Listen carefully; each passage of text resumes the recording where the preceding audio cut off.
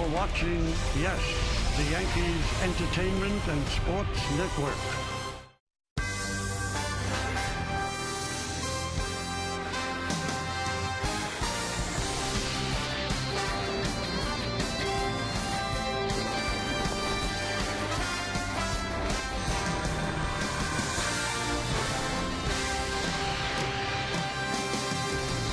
It's Sunday in New York, and it is time for baseball as Hyundai presents the Sunday Game of the Week.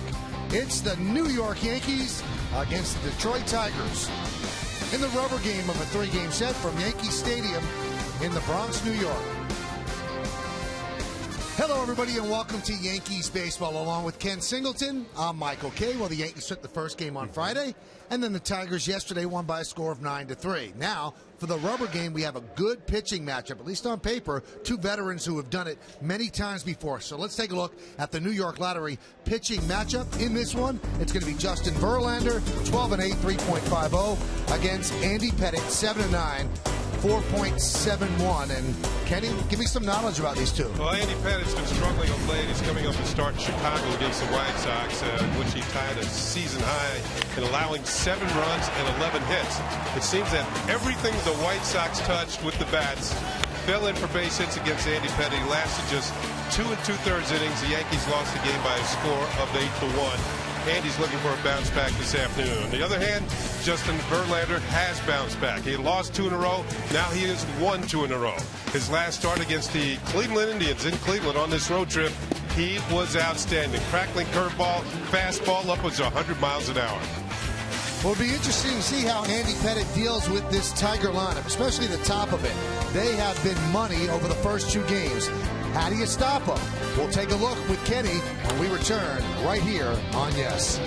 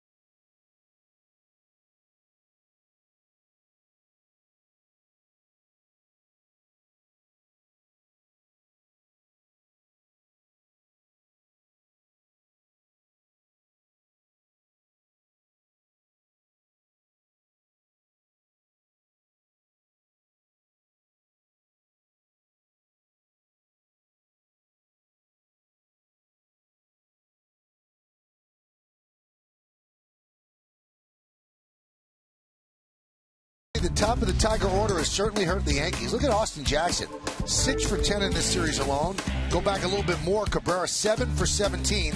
Last 4 games, 3 homers and 9 ribbies. And Torrey Hunter yesterday, 3 for 4, a home run and 4 runs batted in. Well, the Yankees are looking for ways to slow these guys down, Michael. The fact is that the Tigers are the top hitting team, and they're hitting 281 as a team. Even better with runners in scoring position, 291. It's amazing, and the top of the order is hard for any pitcher to navigate, and the Yankees haven't been able to do it. They haven't been able to do it, and you go back to yesterday's ball game with the Tigers and some home runs. They hit 3 in a game. Austin Jackson, well, he delivers his 9th of the year. That was off Bill Hughes into the seats. 1 of 2 home runs that Hughes gave up.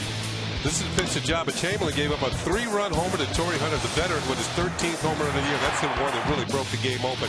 But earlier in the game, this is the one that was most impressive to me.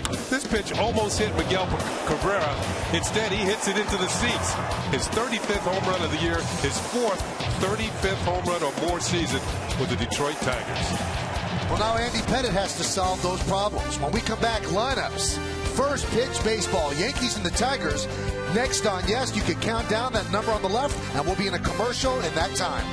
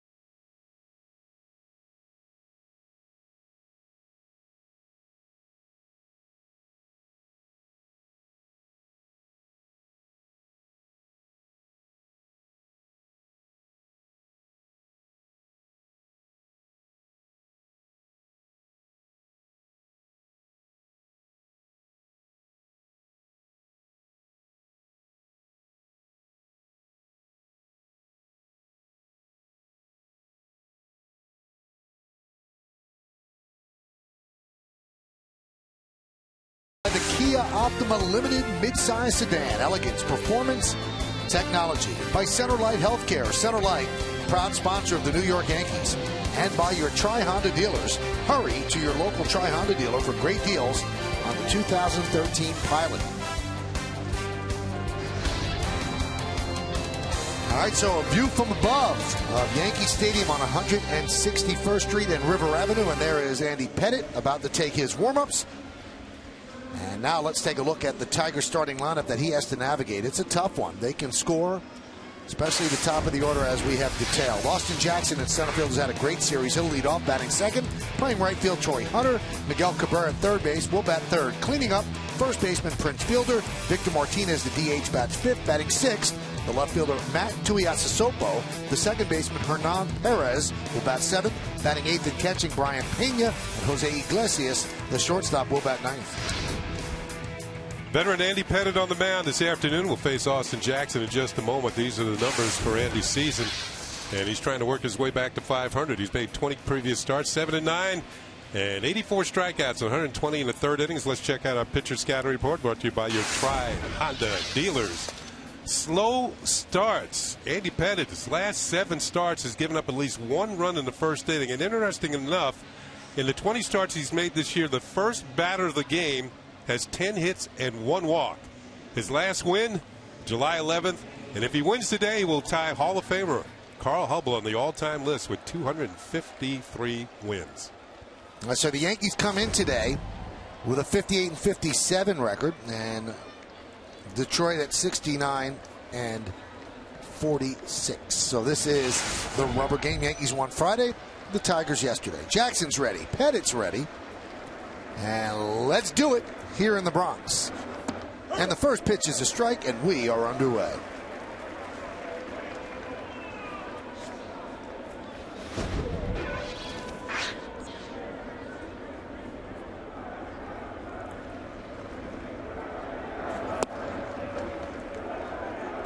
Michael, you're talking about slowing these guys down, and Austin Jackson has been a catalyst. 6 for 10, as you can see. There's only 1 single in there. 3 doubles, a triple, and a home run. 5 of his 6 hits in this series. He's scored 5 times.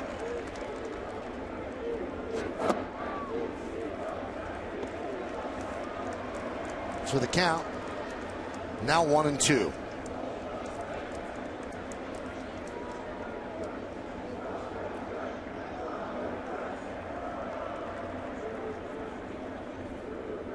The 1-2.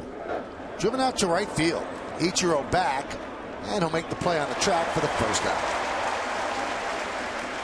Let's check out the Yankee defense presented by Geico. Since we started with Suzuki, we'll start right this time. Ichiro, Gardner, Soriano, right to left. Let's go left to right in the infield. Rodriguez, Nunez, Cano, and Overbay. Chris Stewart behind the plate, and the veteran, Andrew Eugene Pettitte, is on the mound.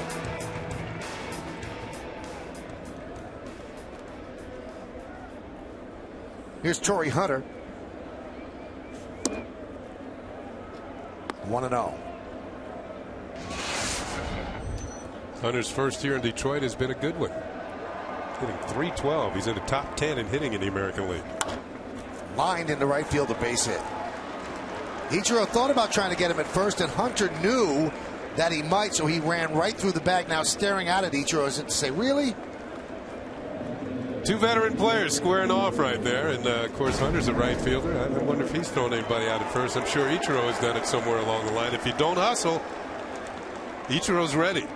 And you see Hunter running through the bag, and then he's going to stare out at, hey, what's the deal? I thought you and me were tight.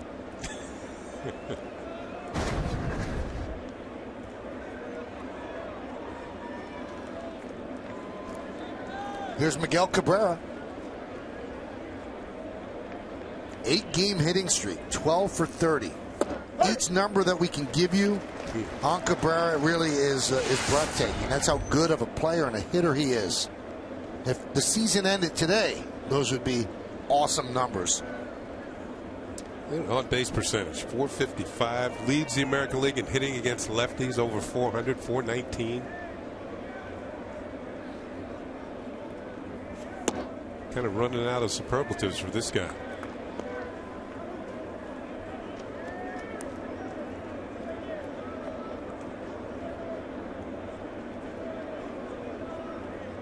Yesterday hit his 35th home run of the year. It's the 4th time he's hit at least 35 or more for the Tigers. Only Hank Greenberg, the Hall of Famer, has had more 35 home run seasons for the Tigers. He's had 5 of them. He can work on that next year.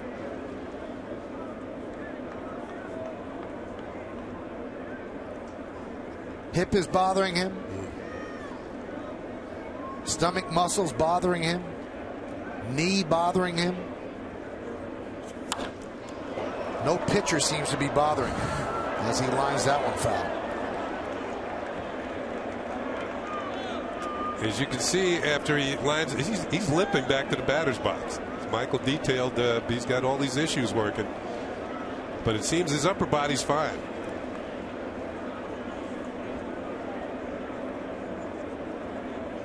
As you detailed yesterday, Michael, a man with a plan when he steps into the batter's box. And if you throw it where he's looking, and this is what he's done against Andy Pettitte. Well, the thing that really jumped out at me is when Girardi said he changes his approach according to the ballpark in which he's playing. And I said to Joe, I said, is that unusual? He said, hardly anyone ever does that. He said, you are the hitter you are, but this guy is so good. If it's a short right field, he's going to swing and go to right field. 3-2 is not made as they chase Hunter back. Well, he likes hitting here. 15 games at the new yard. 404, 9 homers, and 20 ribbies.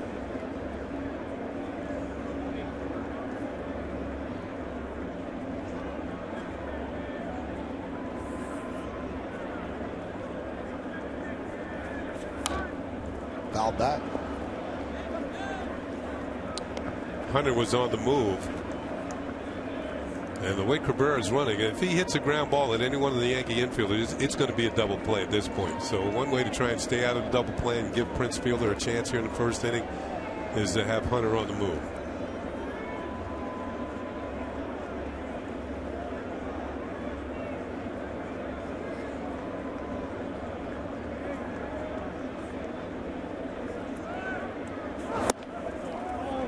Just missed outside. So Cabrera will walk. Hunter moves to second. You know, Kenny told you about Andy's recent struggles in the first inning, and with this lineup, top 5, you struggle in the first inning, you're going to blink, you're going to be down by a lot. No.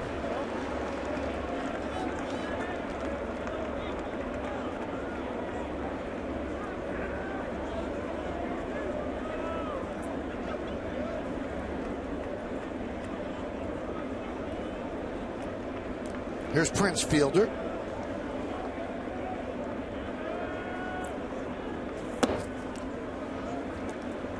Yankees baseball is available in Spanish by hitting the SAP button on your remote. SAP is brought to you by Infinity. Fielder, of course, a top run producer, but he does lead the league. He's tied for the league lead in grounding into double plays. He and Albert Pujols, who won't ground in anymore for a while, 18 of them.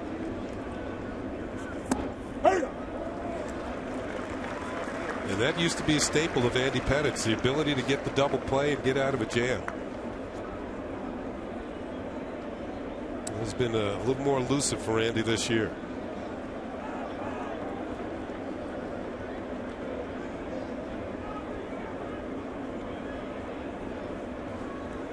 One. Check the swing, and the third base umpire, Jerry Meal, said he went around. Fielder staring there and go, really?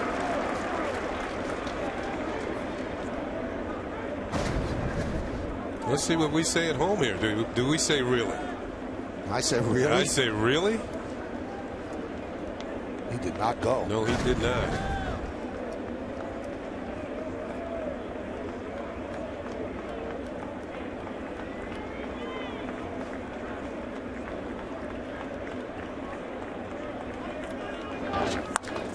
Grounded foul.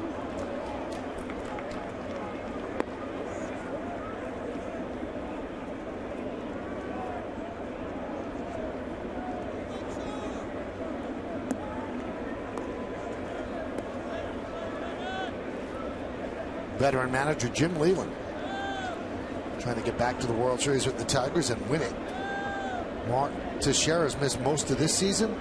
Surgically repaired right wrist.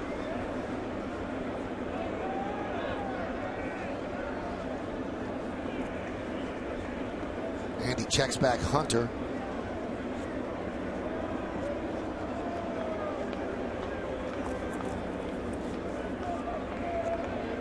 For some reason this year, as we mentioned, Andy struggled his first time through the order. Opponents are hitting 341. It drops after that. He seems to settle in after the first inning or so.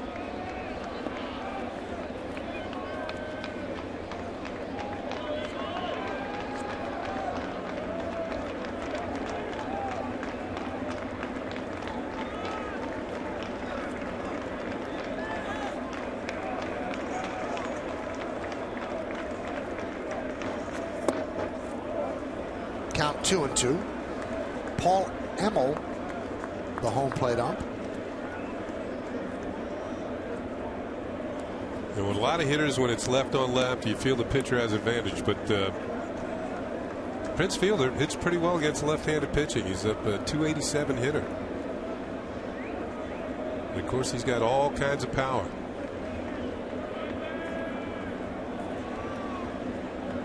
Real cat and mouse game going on. Andy's taking a long time between pitches, and now Fielder steps out. It's a matter of who's dictating the pace of this at bat. Is it the hitter or is it going to be the pitcher?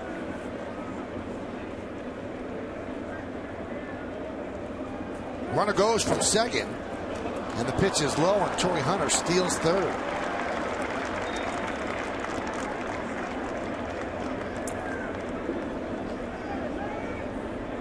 With Hunter moving over to third base with a stolen base, just his third of the year, and you can figure he's not going to be stealing as many bases as he used to with Cabrera and Fielder behind him. But he wants to get over the third with one out, and he does so. Cabrera is not running well, so he hangs out at first. The bad news is a fly ball will score a run. The good news is there's still a double play in order here if you can get a ground ball.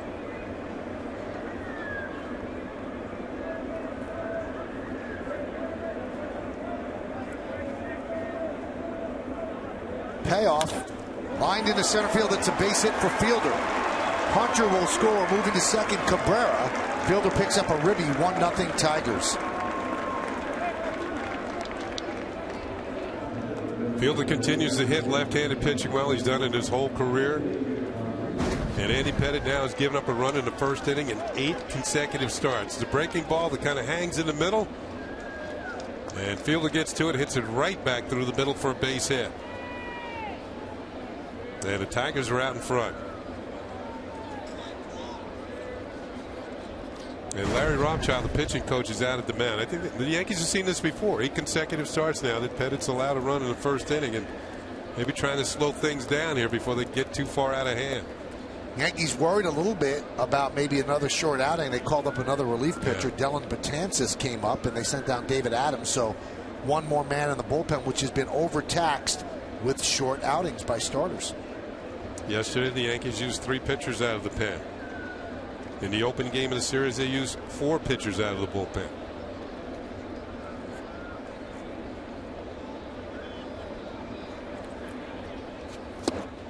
Martinez swings and misses. Switch hitter batting from the right side.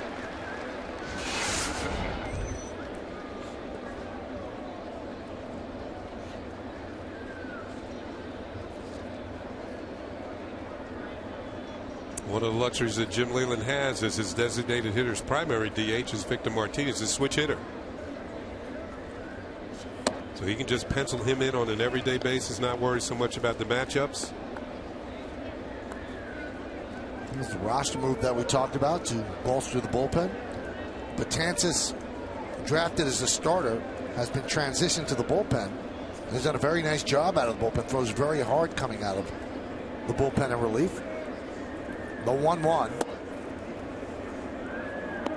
Now, not having Martinez last year actually in a perverse way helped the Tigers because he got injured early during the offseason, and then they sprung for a 9-year contract for Fielder. They never would have signed Fielder if Martinez didn't get hurt. And they still did a great job last year going to the World Series and losing, and now they have Martinez back and Fielder. Andy really laboring right now in the count 3-1.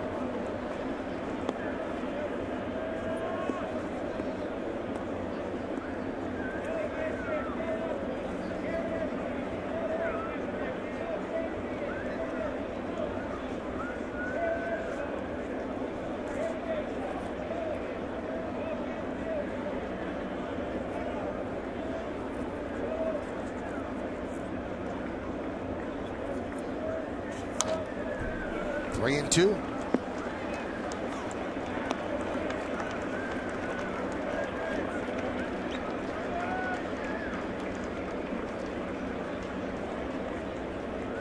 We told you that Fielder had grounded into 18 double plays. Victor Martinez, there's Tuiasosopo on deck, has grounded into 16 of them. So a lot of that is caused by these guys hit the ball hard. Line drive, base hit to left field. Going to be tough to score. Cabrera takes it base to base. Soriano gets it in. And now the bases are loaded. Still one out.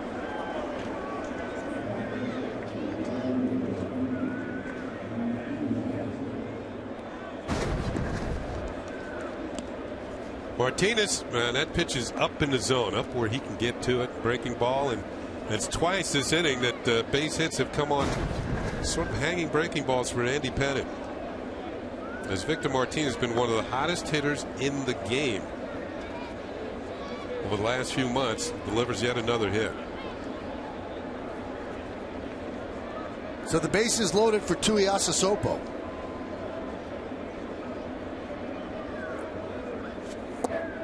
There's a strike. Remember, you're opposing Verlander today. You can't fall that far behind. No one up in the Yankee bullpen. Tuiasosopo gets to play against left-handers. A few years back, 2008, his first major league hit was off Andy Pettit while Tuiasosopo was playing for the Seattle Mariners. Hit a double to right field.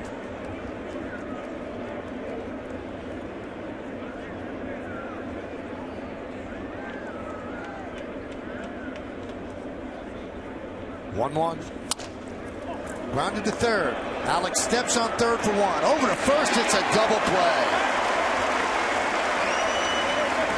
And that is going to do it in the first inning. 1 run, 3 hits. 2 men left on base. Andy needed this, and he got it. Tigers won, and the Yankees coming to bat.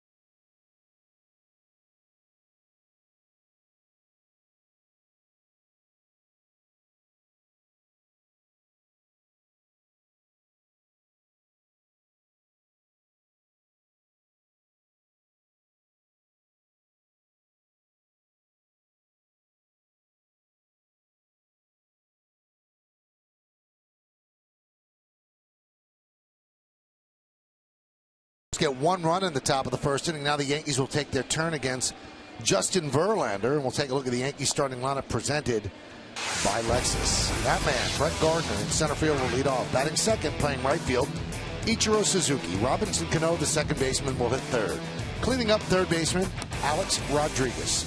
Lyle Overbay at first base will bat fifth. Batting sixth, playing left field, Alfonso Soriano. Curtis Granderson, the DH, will bat seventh. Batting eighth and playing shortstop, Eduardo Nunez. Chris Stewart will catch, and he is going bat ninth. And they will face Justin Verlander, who has had some struggles this year, but his overall record, I guess everybody would take. He is 12-8 this year with a 3.50. He's given up just about a hit per inning. 145 strikeouts places him in the top 10. Let's check out our pitcher scout report brought to you by your Tri-Honda dealers. And he was Rookie of the Year in 2006, MVP and Cy Young Award winner in 2011, and only one other pitcher in history has done that. That's Don Newcomb. He did it for the Brooklyn Dodgers way back in the 50s. And Michael and I had the pleasure of meeting Don Newcomb in L.A. We talked to him for a while. Nice man. Yes, he is. He runs the community outreach program for the Los Angeles Dodgers.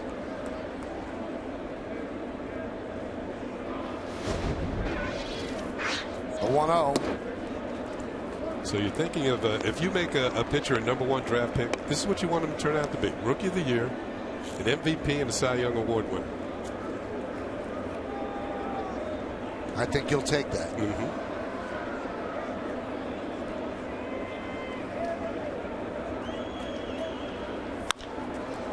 High pop up, shallow right center. Torrey Hunter will make the play. Let's take a look at the Tigers defense, which is presented by Geico. We'll start with Hunter because he just caught that one. So right to left, Hunter, Jackson, and Tuiasa Sopo will go third to first in the infield.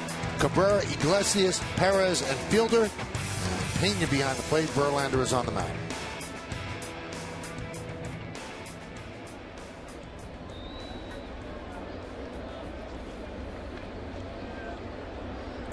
Here's Ichiro, 7 hits shy of 4,000 between Japan and the majors, and he fouls that one back.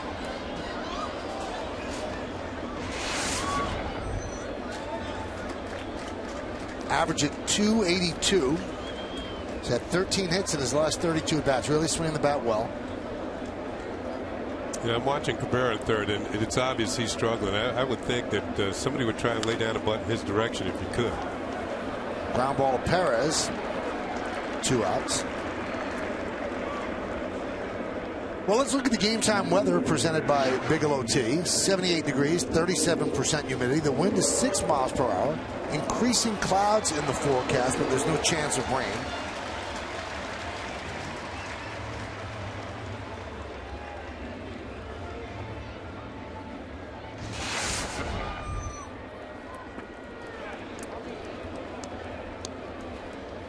Before each first at bat, Cano has to hit the shin guard of the catcher and the home plate umpire, so he gets that done. Foul back. One thing you'll see about Verlander is that his velocity goes up as the game goes on. It's almost like he's holding something in reserve. And you'll see him 91, 92 early. And then by the 8th inning, he's throwing 97, 98. Usually it's the other way around with some pitchers. It's almost like he smells the finish line. Time for the MetLife I Can Do This stat of the game. His average fastball in his last start was 96.1 miles per hour. And that's the highest he's had since September of last year.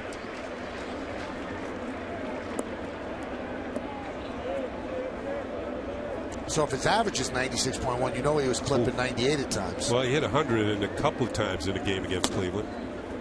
And the thing about it, he hadn't been throwing all that hard, and he and the pitching coach Jeff Jones went and checked some video and found out his mechanics were slightly off. You know, it's like fine-tuning a car. You want everything to be clicking on all cylinders, and they got it done in his velocity return against Cleveland.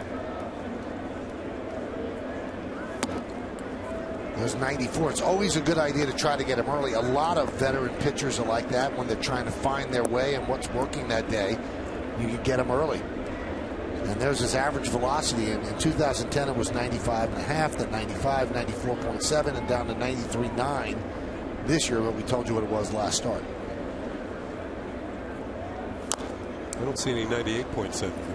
No.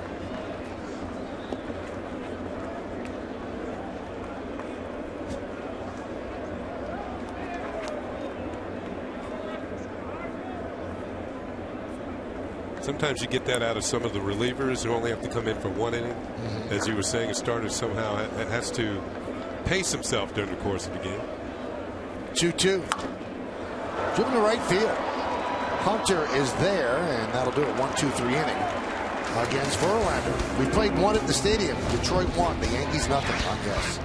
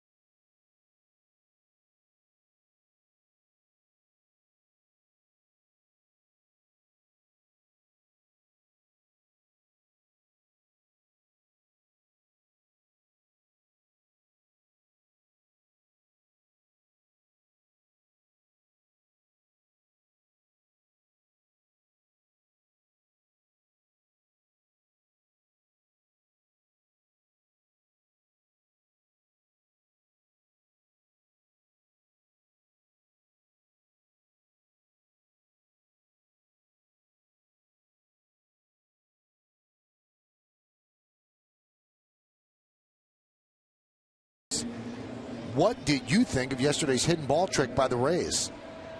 Brian Brown, 12. It was a good play by the Rays, but a bad play by Uribe.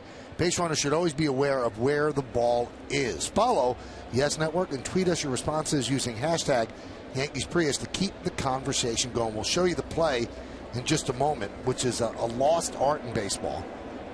Hernan Perez takes inside from Andy. 1-0 Tigers. Perez looking for his first hit of the series. He's 0 for 8. There's a strike.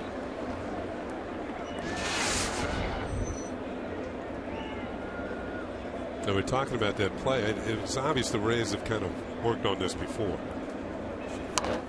There's a bunt. Back to Pettit. Why don't we take a look at how it went down? It was a fly ball to the outfield. So a runner tags at third and scores. The bases were loaded. Here's Uribe at second. He's going to tag and move over to third base as you watch the run score. All runners move up. So then Loney cuts the ball off, flips it to the shortstop, who then flips it to Longoria as Uribe's head is down. Then Uribe steps off the bag for a second. Longoria then tags him, and Angel Hernandez knew he had the ball, called him out right away. And the hidden ball trick. Now, a couple of people at fault there. Uribe, Tim Wallach, the third base coach, has to see. And Uribe didn't even know what was going on. He didn't have that much separation from the bag. No, they're just enough to be called out. And Angel Hernandez knew where the ball was, the third base umpire, and you can see third baseman standing, Longoria standing right behind him. Now, a guy who used to do that all the time. Oh yeah, Gene Michael, Yankees special assistant in the front office, and when he played shortstop for the Yankees, he always pulled the hidden ball trick on teams. But the key to that is the pitcher can't be standing on the mound. No, he can't be on the rubber. Can't be on the rubber. He could be tying his shoes like on the dirt of the mound. But he can't be atop the rubber, because then it would be a balk if you're standing atop the rubber without a ball. It's almost like the pitcher has to act like he has the ball, but he can't be in contact with the rubber, or else it's going to be a balk. That'd be deceiving the runner.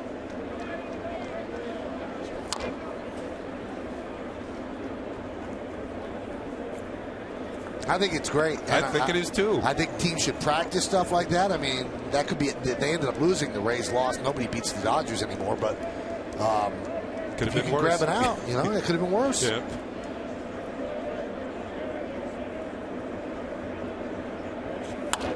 Line drive, base hit.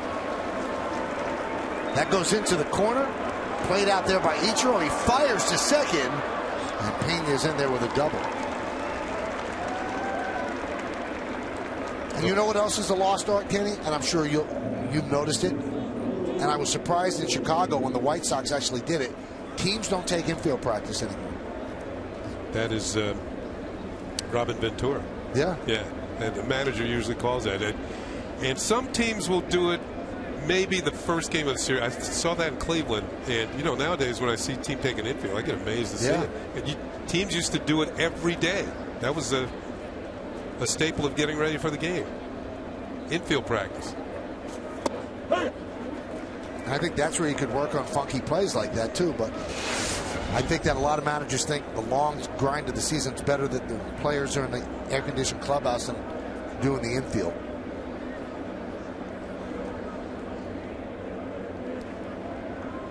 B-0-1. Grounded and grabbed there by A-Rod. He just gets the hustling of Iglesias for the second out. Now, usually the hidden ball trick, Michael, is when there's they have a meeting at the mound. Right. And the pitcher actually slips the ball to one of the infielders who says, I think this guy's not paying attention at bag. We'll see what can happen. Just don't step on the rubber. So then the meeting breaks up. The infielder, and some infielders are as tricky. They go say, let me knock the dirt off the bag. Say it to the runner so he'll step off. Wow. And then you tag him and he's out. And you have to alert the umpire so he knows you have the ball. Well, you know, you can alert him after you have the ball. You can show it to him. I've just tagged this guy out. There's Austin Jackson. You can't do it too often because then teams will be anchored to the bag. Well, you know, that's it. That's the one time it's going to work for the Rays this year.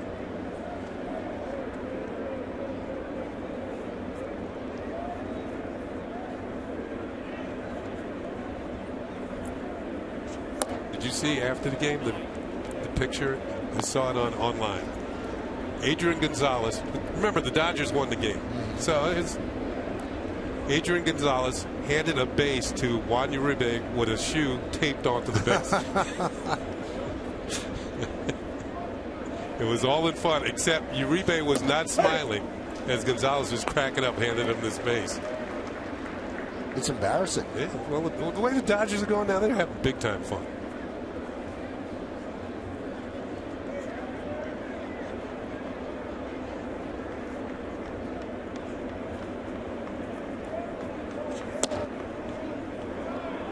Count 3-1 to Austin Jackson.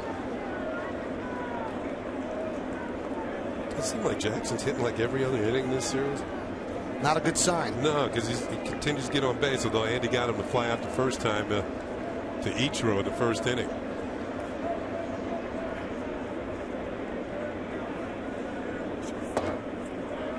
And he's on base with a walk.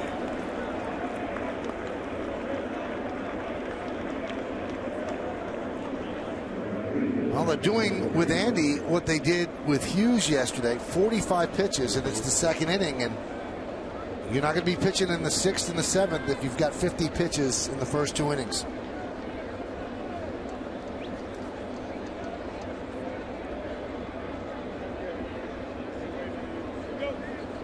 So he talked about the top 3 hitters. Jackson has a 6-game hitting streak. Hunter now has a 4-game hitting streak. Cabrera's got an 8-game hitting streak. So these guys at the top are setting the tone.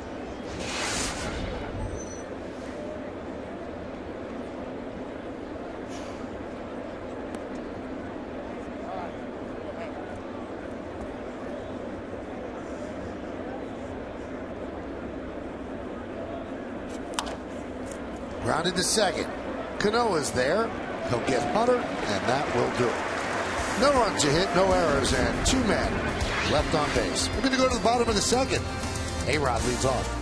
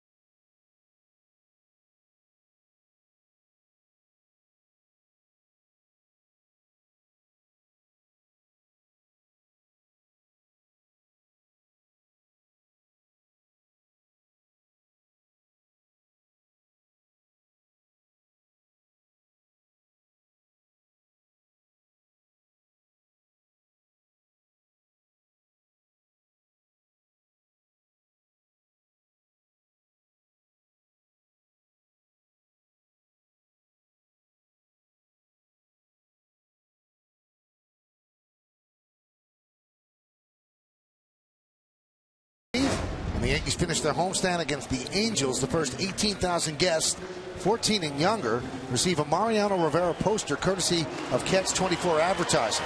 For tickets, log on to Yankees.com.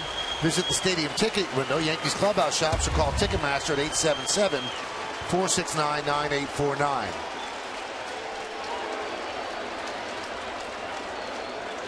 And A-Rod here is his usual mixture of boos and cheers as he digs in.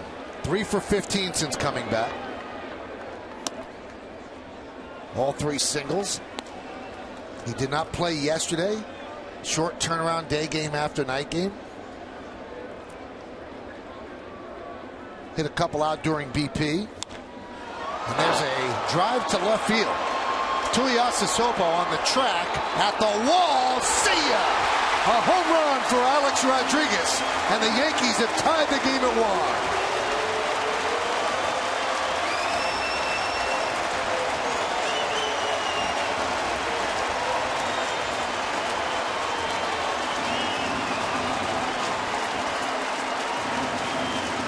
His 648th career home run. And now he trails the great Willie Mays by 12 as he gets one inside. You know, the way the Tigers pounded him inside in the first game, you know he's got to be looking in there. And this one carries just enough into the seats. And that's his 4th career home run off Justin Verlander. As that's about 2 or 3 rows back in left field. Here's Overbay. Hot shot up the middle, a base hit past Verlander.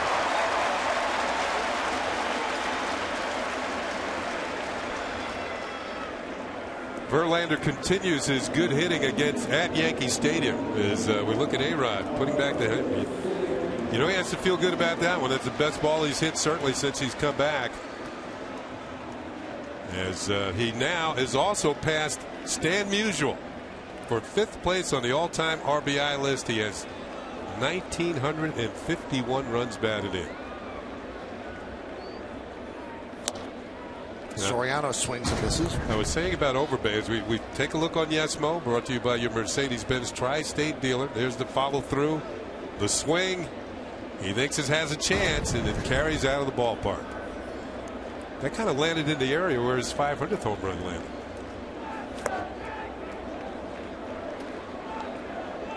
Let's talk about Overbay. Overbay's actually hit over 300 at Yankee Stadium this year. On the road, he's barely over 200, but at Yankee Stadium, he's been very effective.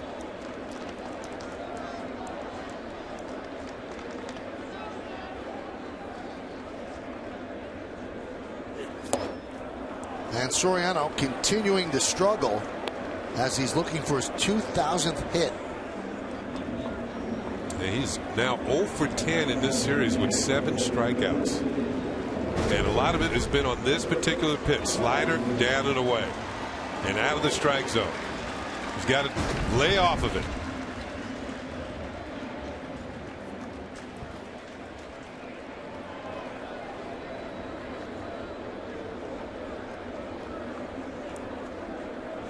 Soriano has now had 8 hitless streaks of 10 or more at bats this year, and his longest was 0 for 18. You think it's the pressure going for that 2,000th hit? He is 0 for 10 since 199. Yeah. 1999. I don't know why you'd build up that much pressure for 2,000. I mean, it's a nice round number, but it's not $3 grand. Or 4. Yeah. It's only been done 272 times. Well, we know one thing, Kenny. He's a streaky hitter. He always has been. Yes, he has been. What gets him in and out of streaks? They've been trying to decipher that his whole career.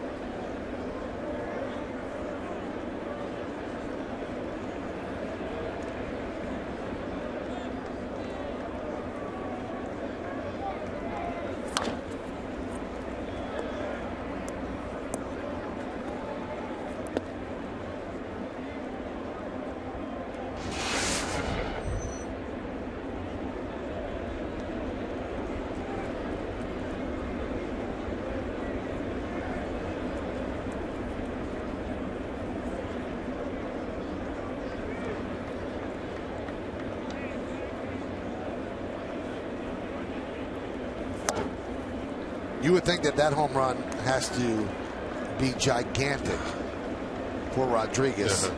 Has a 211 game suspension hanging over his head, which he's appealing. Has not played for the entire year coming back from hip surgery. Had a rough outing on Friday. That one is looped into center field. It is a base hit. Overbay was going, so he will head to third.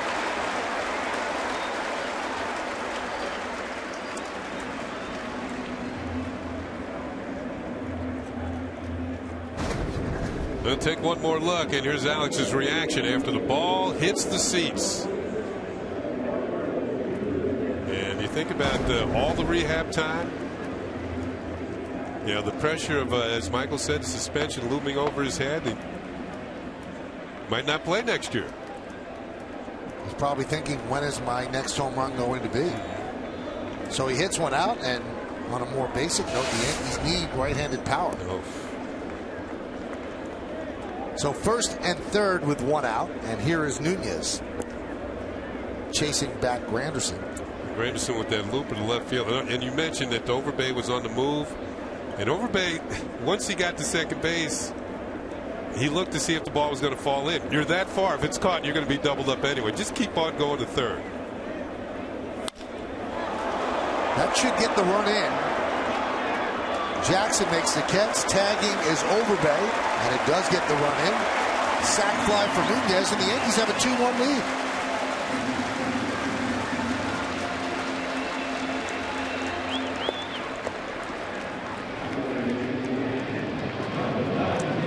So Overbay, who's been hot, gets on base again, chased the third base, and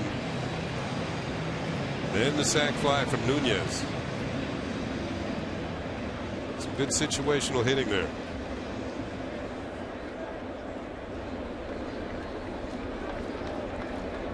Here's Chris Stewart, number 9 batter for the Yankees.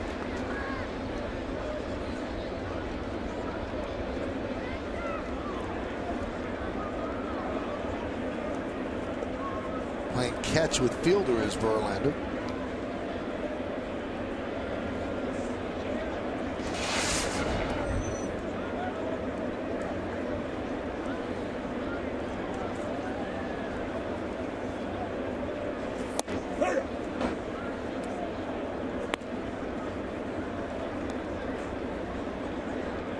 Well, the Yankees have the 2-1 lead. If you're thinking that Granderson might be stealing second, in this instance, I don't think so. I think the Yankees would rather have Stewart hit in this inning, maybe try and keep the inning going. If he makes the third out, you'd have Gardner leading off next inning. But if Granderson gets thrown out, then you have Stewart leading off next inning. So all these throws at first base, I don't really think Granderson is thinking all that much about stealing. I might be wrong. Who knows?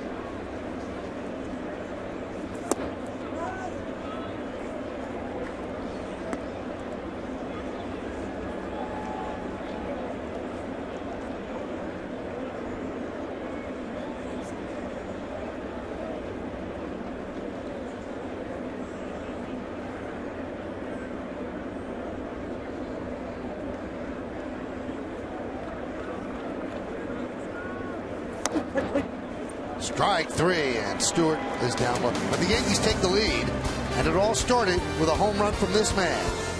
A-Rod with a home run, which is a relief for him and the New York Yankees.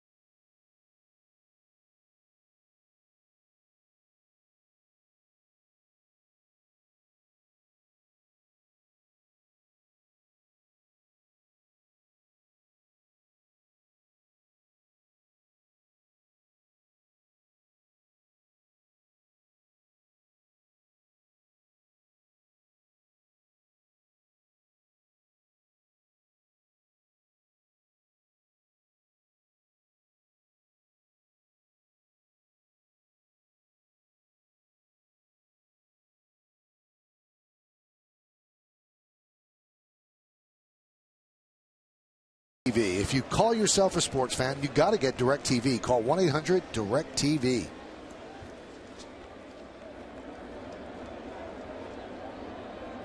All right, so the Yankees have given Andy Pettitte a 2-1 lead on the Lincoln scoreboard. And Miguel Cabrera leads off. Pitch outside. 1-0. Cabrera did something yesterday. He's done more than any other hitter in the big leagues. He's had 3 hits in the game, and one of those hits was a home run. He's had 9 games like that this year. 9 of them. That's not bad. He's pretty good.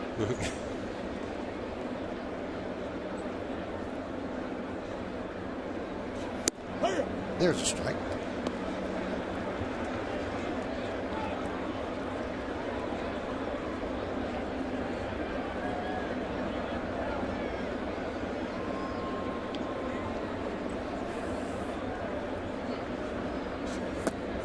Well, since his rookie season in 2003, Cabrera's had 76 games with 3 hits and a home run.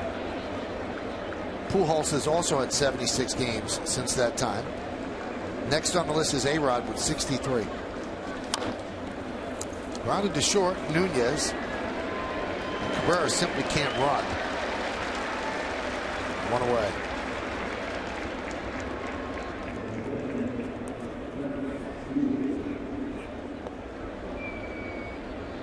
Well, it looks like he needs a day off in the worst way.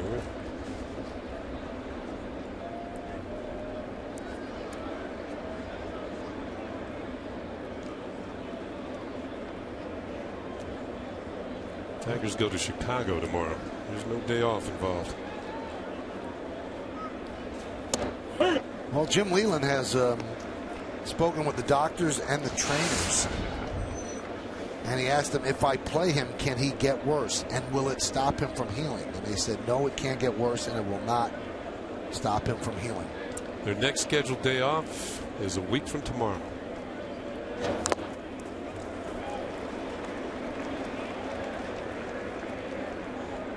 It's a good feeling for a manager. He's got 3-4 in his order that play almost all the time. Fielder never misses a game.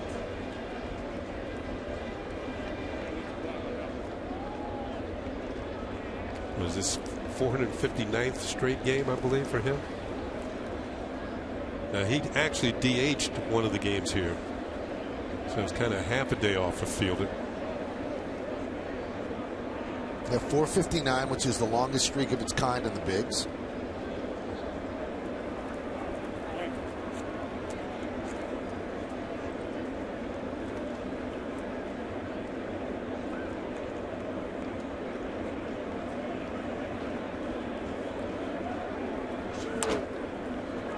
And it's weird because you look at his body, and well, he was looking for a 9 or 10 year contract when he was a free agent. And the big concern was that's a body that's not going to hold up. Well, so far he's played every single game for the Tigers since he signed, and doesn't show any signs of slowing down. You got a 9-year deal with him? Fly ball left field. Soriano makes the play for the second out.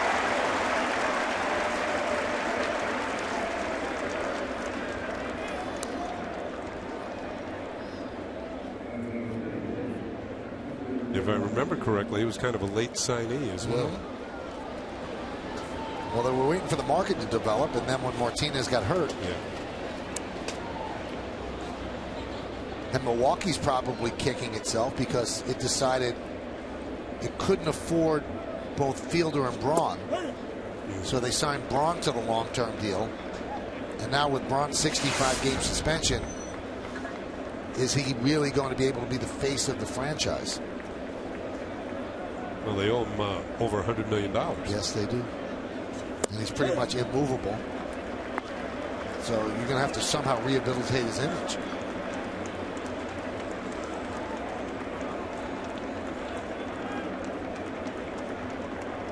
All the other guys on that list, other than A-Rod, really not big stars. Some important players for the teams like Nelson Cruz and Johnny Peralta and Everett Cabrera, but none of them the face of the team. And Ryan Braun is the face of the team in Milwaukee.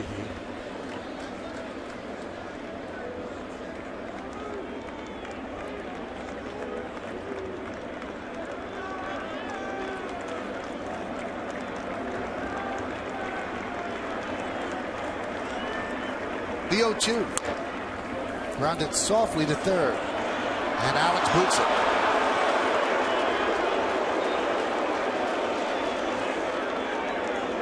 Probably be an E5, we'll see. I think it should be. And we'll check the last top. It kind of looked like it hit the lip. Looked like it hit the lip of the grass and came up and hit him in the heel of the glove. Right there where the dirt meets the grass. And Alex couldn't handle it. And Victor Martinez is going to be safe. We'll take another look. Does it? It appeared so, that it hit the lip. And that will affect that last top before it got to his glove.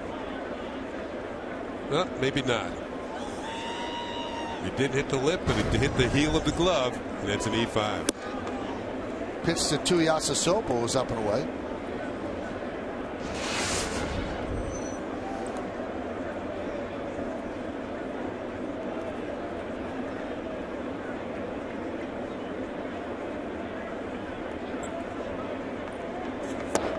Alex was out here about 10-15 this morning taking ground balls from Mick Kelleher. Getting ready for this afternoon's game. Right before he hit the home run, I said he was hitting some balls out, but he was very patient in his approach in BP. First he was hitting line drives, then going to right field, then he started to pull a couple into the seats as a broken bat. One was a particularly long blast. He hit one over the Stanley sign in left center. Between Stanley and the Peanut Chews sign. So he exhibited some power, and a lot of the scouts I've spoken to say that he was on every single pitch in Chicago. He had a lot of high fly balls, which means that he just missed. And the home run he hit was a high fly ball, but it had the distance. Yeah, he hit it to the right part of the stadium. And you know what? I think he kind of just missed that one too. 1-2. Could not hold up. Goes around. And a strikeout for Pettit. No runs, no hits, one error, and one man left. We go to the bottom of the third.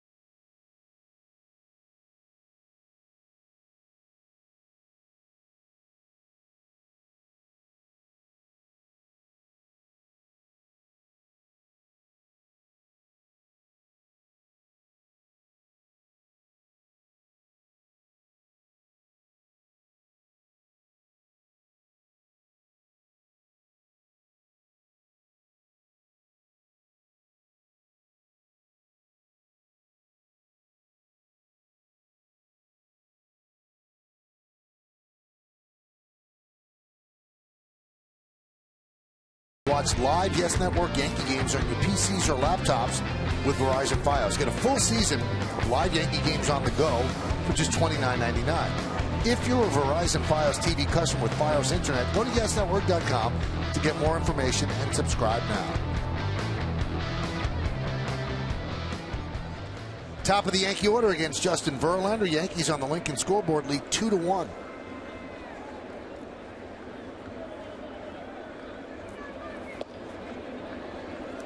1-0.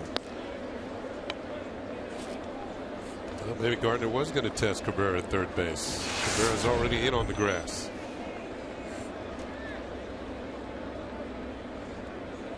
Gardner's got a 5-game hitting streak going. Right back to Verlander. 1 out.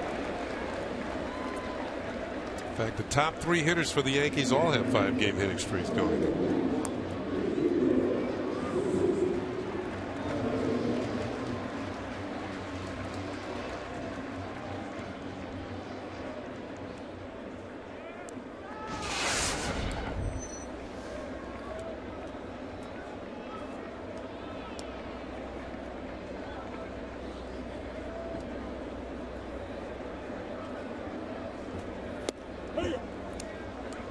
Ichiro takes the strike.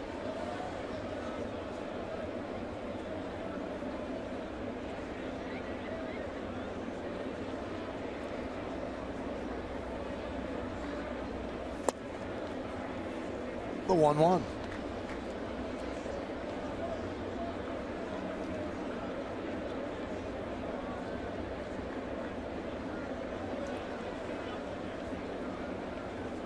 Great camera shot.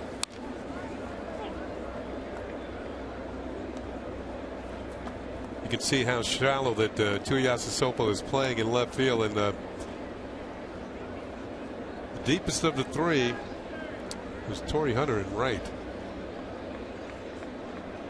Give Ichiro a little respect in right field. Missed with the 95-mile-an-hour fastball.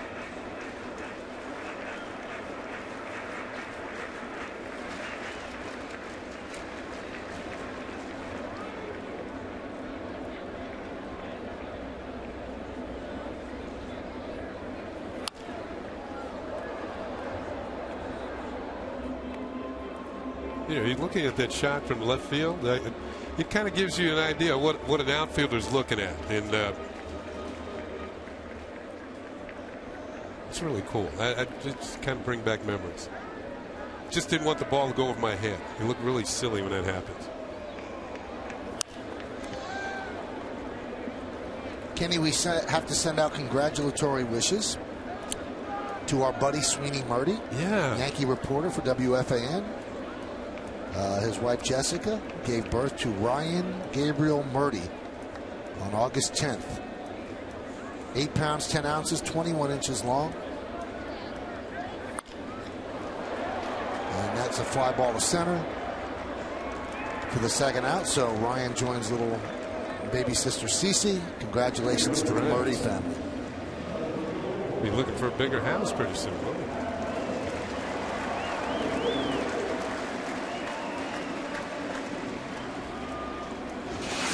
Ryan made Dad miss the great trip to L.A., San Diego, and Chicago because Dad had to be here just in case.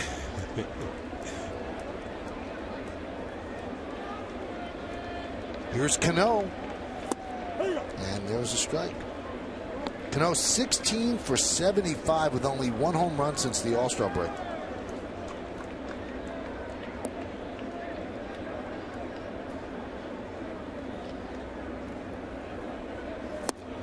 Yeah, he's due to get it going, but this is not the type of guy you expect to begin a hot streak with. You're not looking for many 3-hit days against Justin Verlander. Kenny, the only other non-pitcher selected as an All-Star this year with fewer than 2 home runs and an average that low, Buster Posey of the Giants. So 2 of the best players in baseball struggling.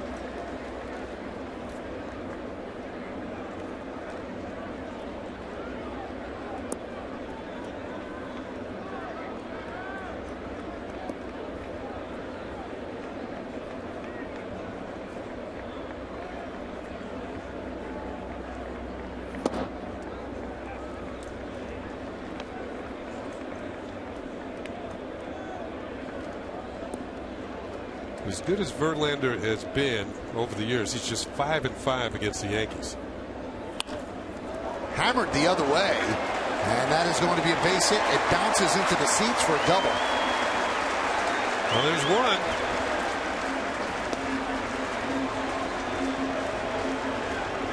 You know, with somewhat of a defensive swing with 2 strikes, still able to put it in play with authority and pick up a 2-base hit. The pitch is nowhere near being a strike. And there's the contact with the Coors Light freeze can. Somehow he got on top of that for his 22nd double of the year. And here is Alex Rodriguez. A lot more cheers this time when he comes to the plate after hitting a home run in the second.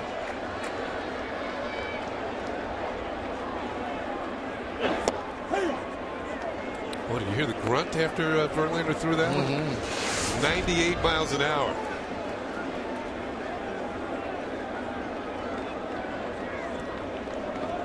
Reaching back for a little extra here.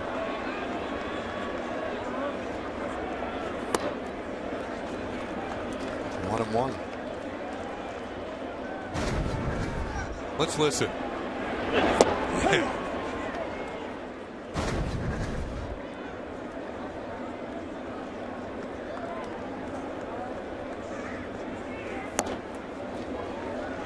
Well, A-Rod has had a multi-home run game against Verlander. He hit one in Detroit that I think just landed about yesterday.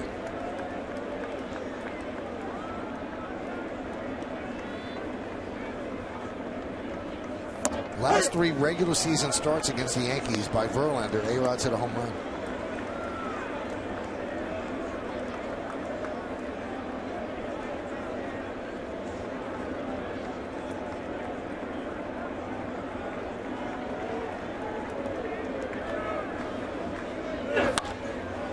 There's a base hit inside first, and that's going to score Cano. Hunter gets the ball in, an RBI single for A-Rod. It's 3-1 Yankees. He had no idea where that ball was. He hit the ball and stood at home plate and didn't move.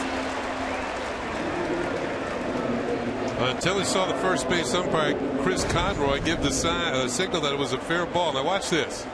He hits it. He's looking up like it was a foul ball. Nah, it's a base hit.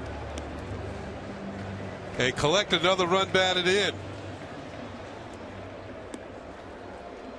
That certainly was unusual. That's weird.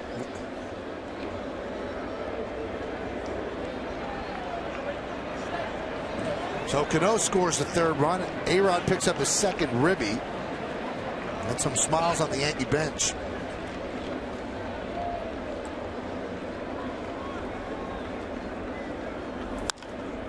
Overbay, fly ball, fairly deep left. Tuiasa Sopo in front of the track puts it away. But a 2-out rally, a double by Cano, a single by A-Rod, a 3-1 Yankee lead as we go to the 4th.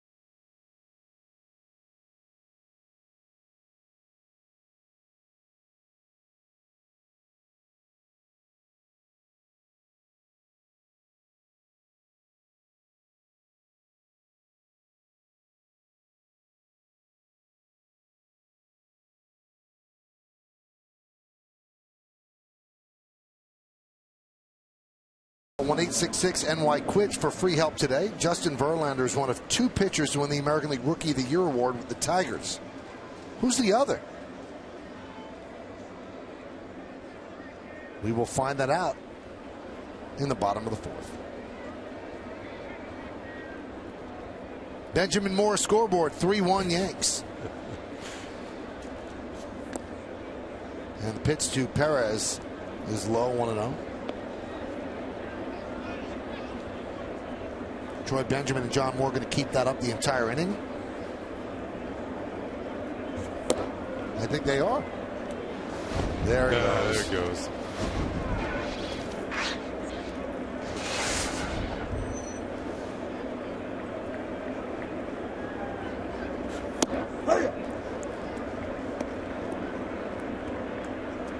Alex Rodriguez and Lyle Overbay on the corners guarding against the bunt, with Perez leading it off here in the 4th. Grounded softly to third. A-Rod fields, fires, got him. Good play by Rodriguez to get the speedy Perez. It's not only the hitting, folks, going to determine how far A-Rod has come back from those hip surgeries. It's going to be defensive plays like this one. The quick feet, the strong throw. He's always had a good arm, and just in time to get Perez. Line it up, scoop it up, and throw it. And just got it there in time for the out. Another look. I thought he might go for the bare hand, but he uses the glove. It's just in time. Pena takes high. Is he out? Boy, that was close. No argument, though.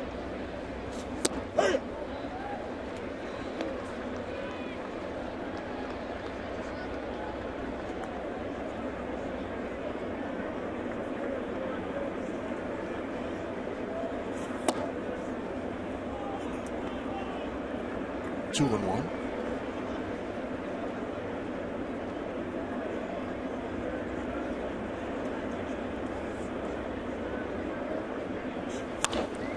Line to left field, a base hit. Soriano plays it on a couple of hops. So Pena, who was not in the original lineup, but Avila was scratched about a half hour before the game, is 2 for 2 now. And over his last 38 games, he's at well over 300. And Avila is in our injury report, brought to you by Montefiore Medical Center, Inspired Medicine. Hit the match by a foul ball on Thursday, did not play on Friday, but he passed the concussion test. Returned to the lineup yesterday. He was scratched from the starting lineup today. So we hope that he's okay. But Pena being a switch hitter gives Jimmy Leyland the option of playing him whatever he wants to give Avila a day off. And he doesn't have to worry about matchups. And especially the way that Pena's been hitting.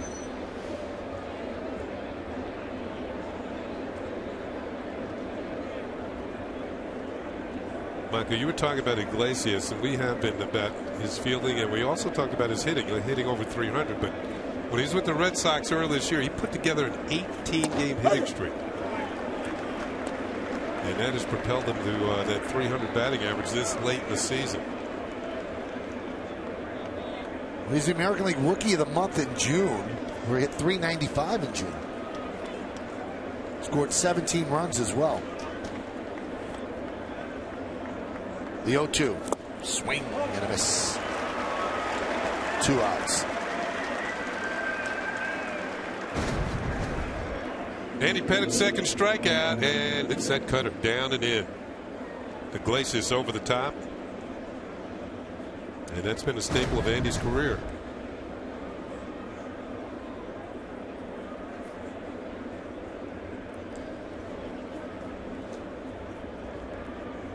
There's Austin Jackson.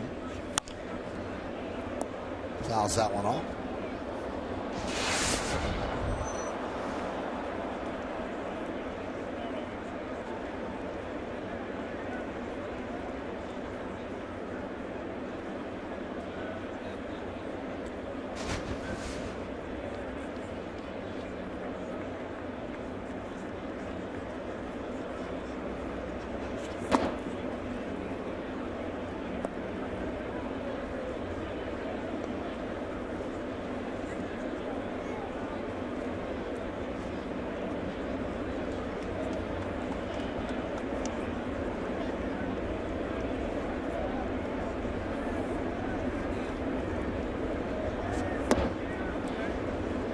Count 2-1.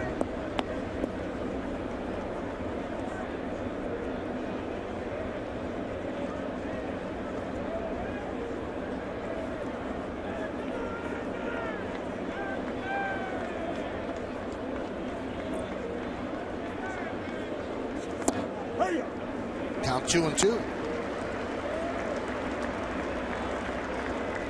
You know, interestingly enough, with Jackson, you know how hot he's been in this series. On the season, he's hitting under 200 against left-handed pitching. And that's kind of strange for a right-handed hitter.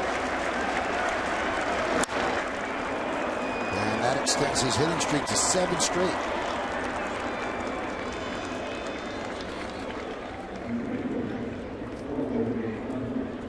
So first and second, 2 outs, and brings up Hunter.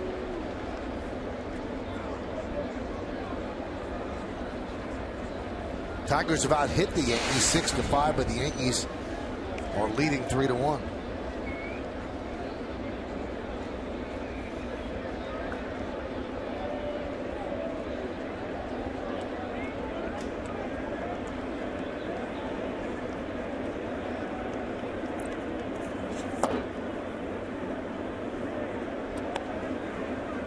Surprising. I just think he was going to take the first pitch and decided, I'll just fake a punt here and make it interesting.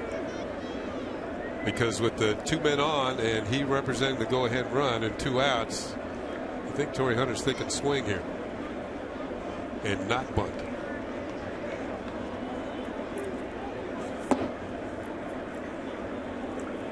Well, you've got to pitch to Hunter because the guy on deck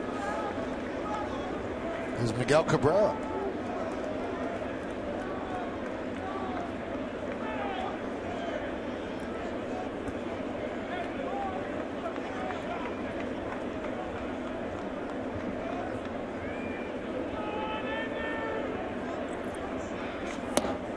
Now 3-0.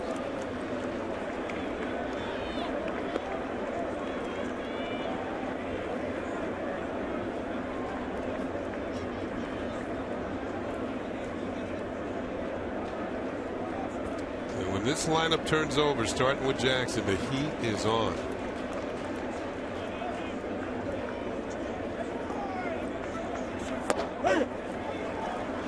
.89-mile-an-hour fastball, strike 3-1.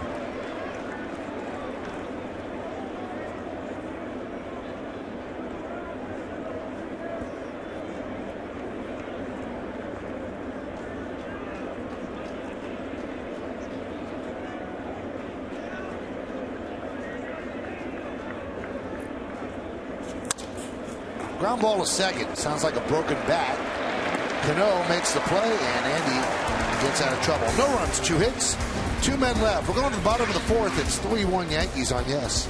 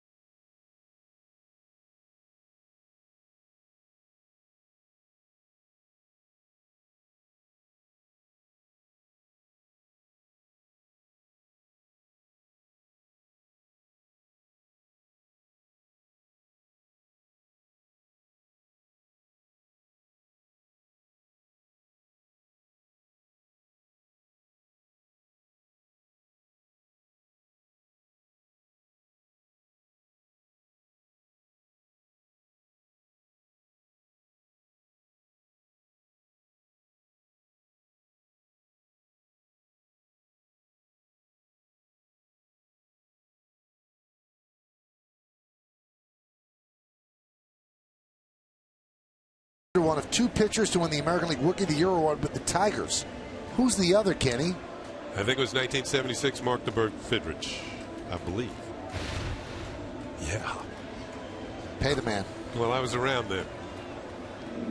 Boy, did he take baseball by storm. Oh, he did. Unfortunately, he flamed out, hurt his shoulder, and only spent a few years with the Tigers. Soriano hits one deep to left. Tuiasosopo back, track, wall, see ya. Welcome to the 2000 hit club.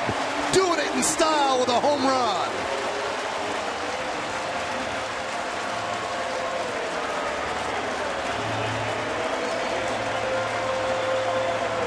Jeter's 3,000 was a home run. Soriano's 2,000, a home run, and the Yankees have a 4-1 lead.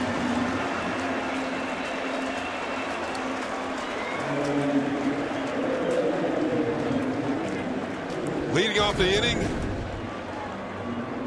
slider that didn't have that slide to it. Now it has the glide rather than the slide. Soriano's first hit as a Yankee was a home run. And now his 2000th hit in the Yankee uniform, another home run.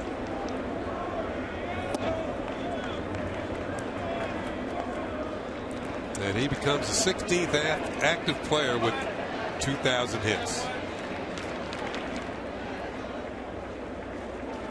And the 272nd in Major League history.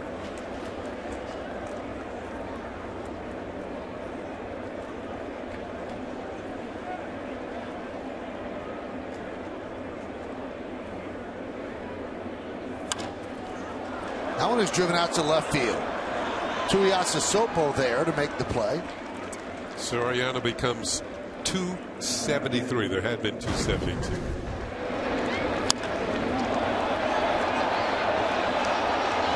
There's that left field camera. Tuiasosopo running out of room, and one of those fans out there, lucky fan, has a 2,000th hit.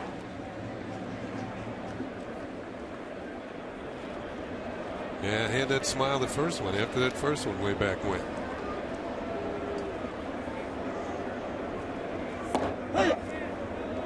And a strike to Nunez. Benjamin Moore's scoreboard shows you 4-1 Yankees.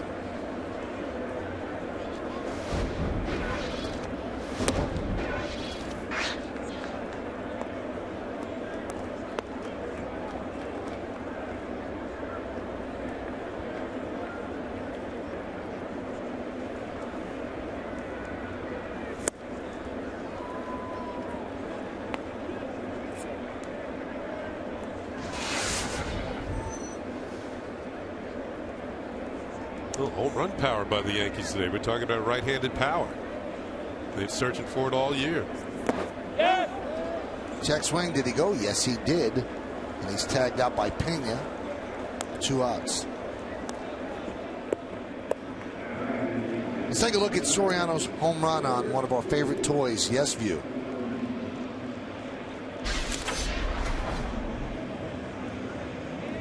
Now let's whip it around right now. Whoa. Got in front of the plate. Nice.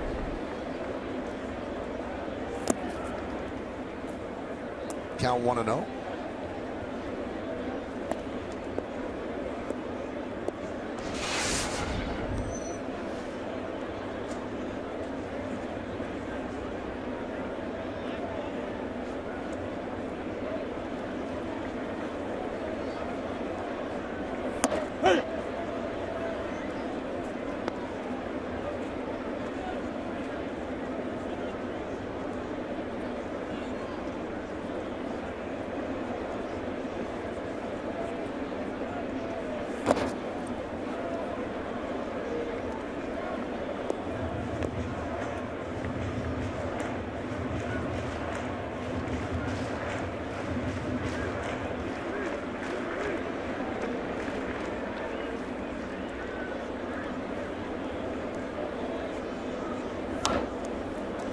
Yeah, we talked about how Verlander turned it around coming into today's game. A very effective game against Cleveland Indians his last start. And previous to that, he had beaten the Washington Nationals. In those 2 games, he only allowed 2 runs. In his 2 previous games, he had allowed 7 and 6. Swing and a miss. Stewart down on strikes. But Soriano hits his 2000th hit. This was his first one, September 24th, 1999. It was a home run. Now, all these years later, here's hit number 2000. Also a home run. Welcome to the club.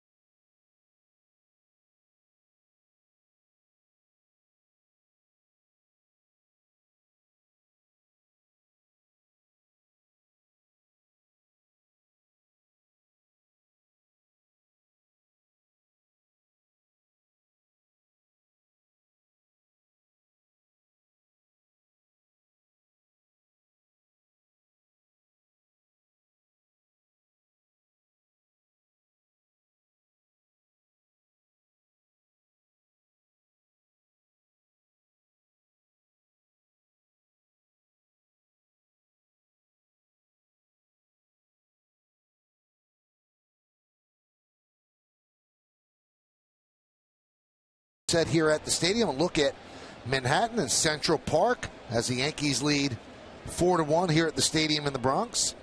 Andy Pettitte still on the mound. He deals to Miguel Cabrera. One more note on Soriano. Becomes the 19th player to reach the 2,000 hit plateau with the Yankees.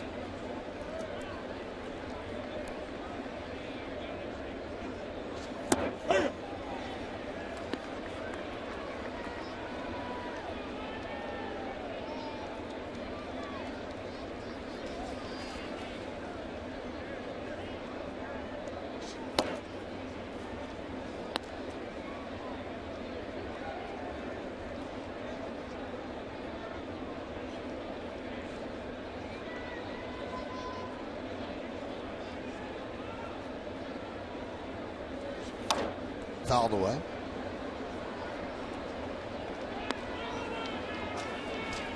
I know Derek Jeter is on the disabled list, but the top 3 hit makers that are playing right now are on the Yankees: Jeter, A-Rod, and Ichiro.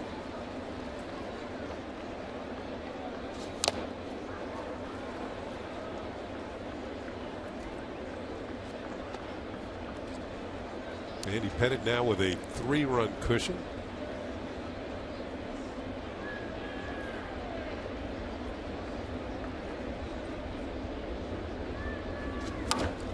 Hammered down the left field line. It's a base hit for Cabrera.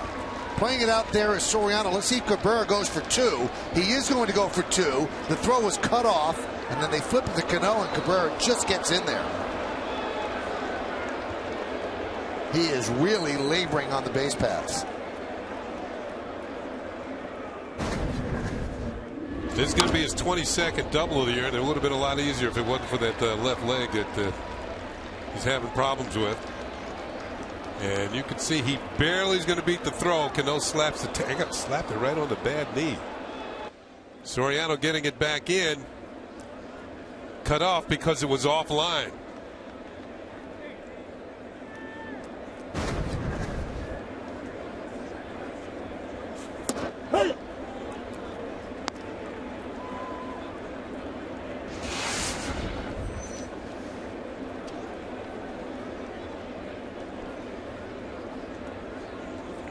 Yankee bullpen starting to get busy. 91 pitches for Pettit. Kelly starting to throw. Now you know they want this game if they have Kelly up here in the 5th inning.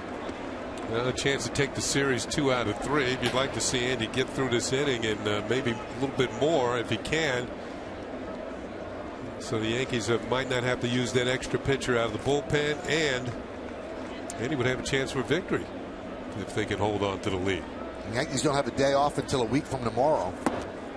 As Fielder goes down on strikes. Big strikeout for Pettit.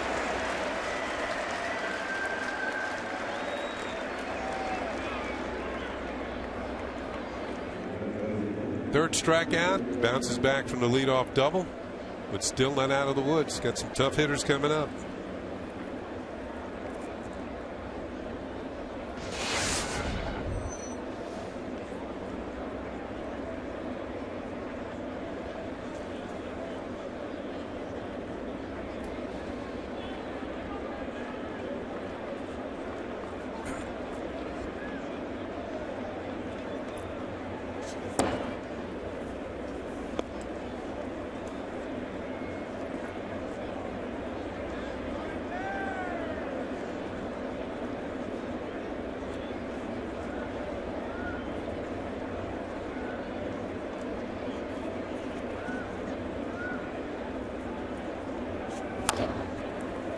And that's grounded through for a base hit. That will not get home Cabrera. And the throw is cut off by Overbay. So Martinez is now 2 for 3.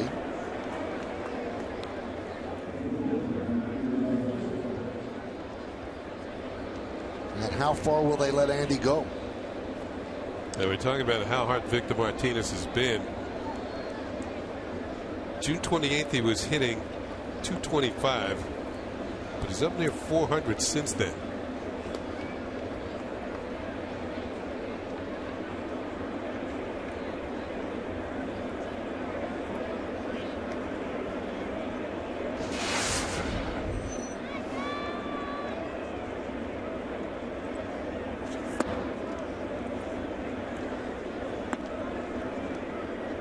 Heard me use the term escapability when it came to Andy Pettit, and that's because he was able to get double plays, strikeouts, or soft outs when he needed them. This is a situation where he could really use the double play.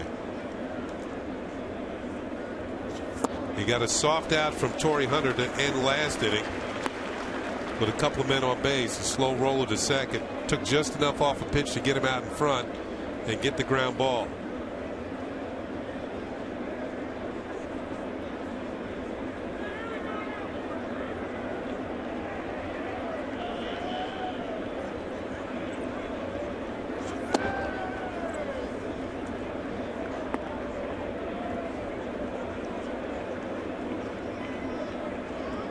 Perez is on deck.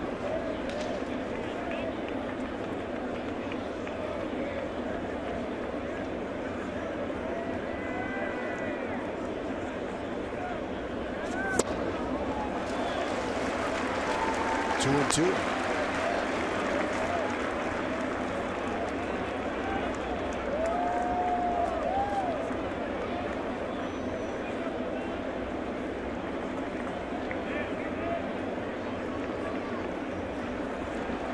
This will be Andy's 100th pitch.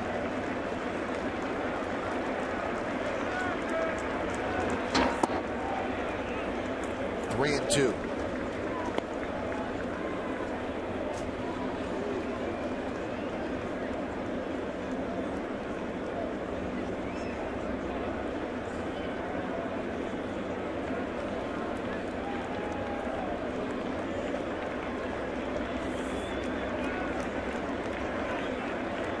And the payoff.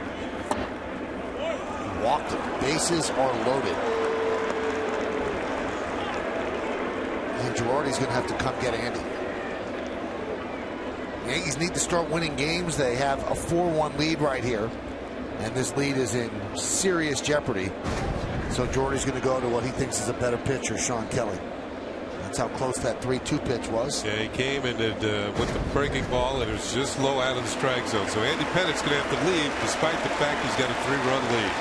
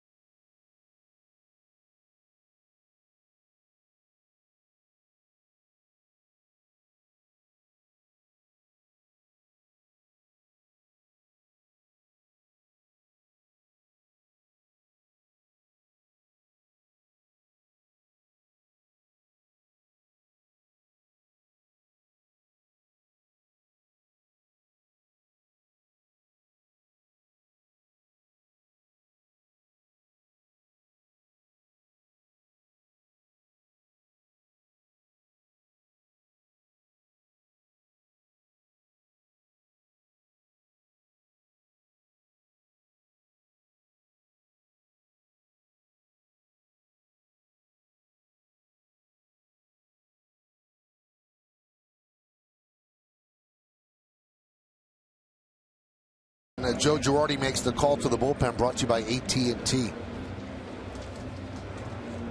So Andy cannot get the win in this one, nor can he lose the game. 4 1/3, 101 pitches. And Kenny, we said when he was throwing 50 pitches in the first 2 innings, he's robbing himself of the 6th and the 7th. Yeah, there's no way you can get it that much further in the ball game. And Joe Girardi knew that the bullpen was going to be at least multiple pitchers out of the bullpen for him today again. There's a strike from Kelly to Perez.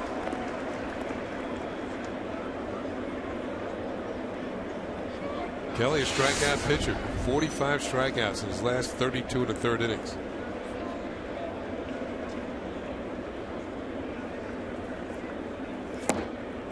There's that pitch. He's been so great with it all year.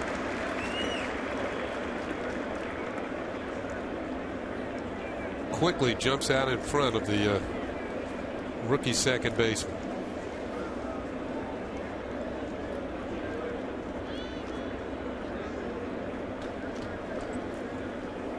Swing and a miss. He struck him out. The killer slider gets Perez. And this one wasn't even a strike. You know, sometimes the younger hitters, they let the pressure of the situation get to them, bases loaded, and we've seen this from Perez quite a few times in this series. He's now 0 for 11 in this series. There's the spin on the slider, and he couldn't reach that one.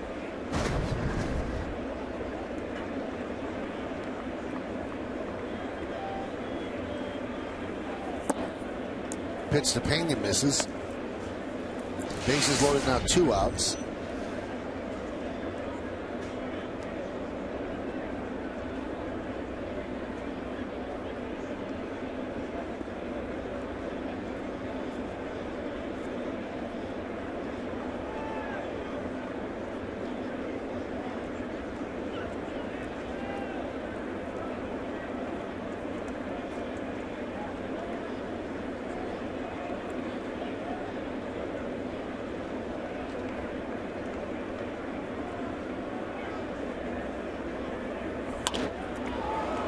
fly ball, center field, and Kelly has come on and done a job. He leaves the bases loaded. Andy's day is over, but we're just halfway through. Yankees up 4-1.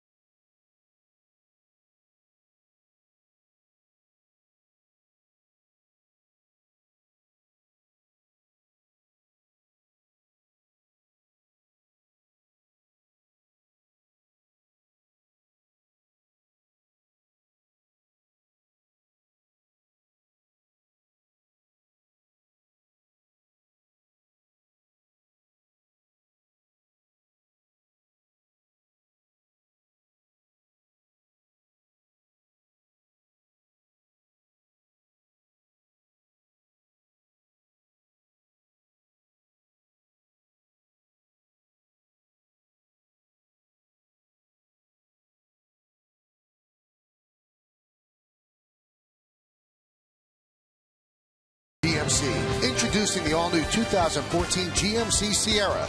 Incredible thinking in the form of a truck. Visit GMC.com for details.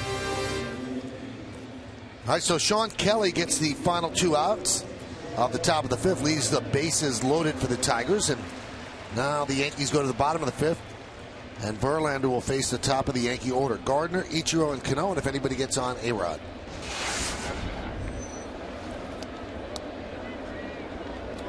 Gardner today, fly ball to right, and a tapper back to the mound. Joe's bunt takes high. Now Verlander's only thrown 62 pitches here in the 5th inning, but the Tigers have their bullpen up.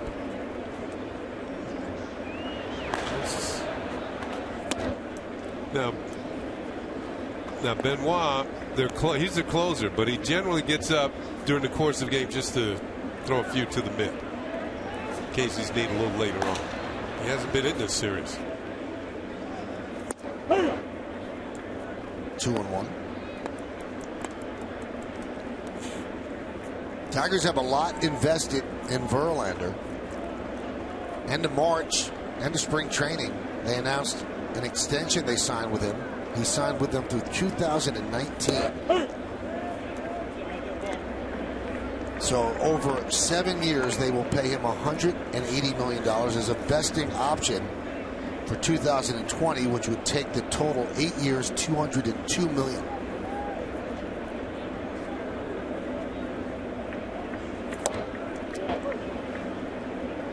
And the way it works, this year and next year, he'll make $20 million a year. Then starting in 2015 through 2019, he will earn $28 million. And then the options picked up in 2020, he'll get 22. It's a lot of cake on your birthday. But you don't only want cake on your birthday, right, Kenny? Yeah, I want it every day.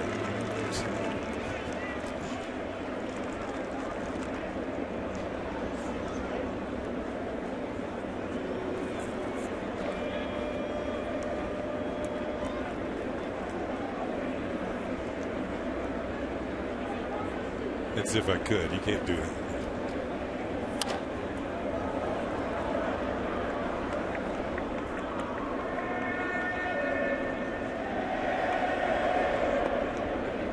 That is quite an investment. Especially with a hard-throwing pitcher.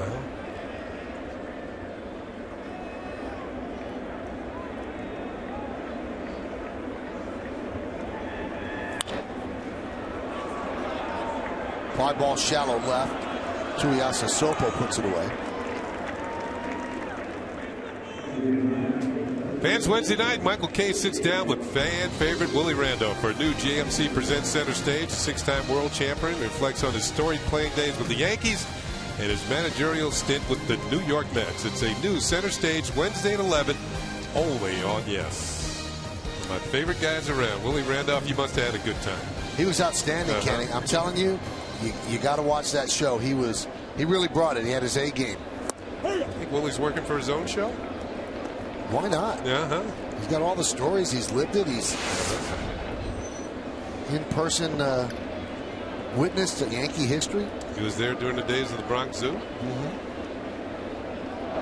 The 4 championships during the Tory years. He's got 6 World Series rings. A lot of stories. There's only one guy who could have brought all those out. And Johnny Carson's not alive.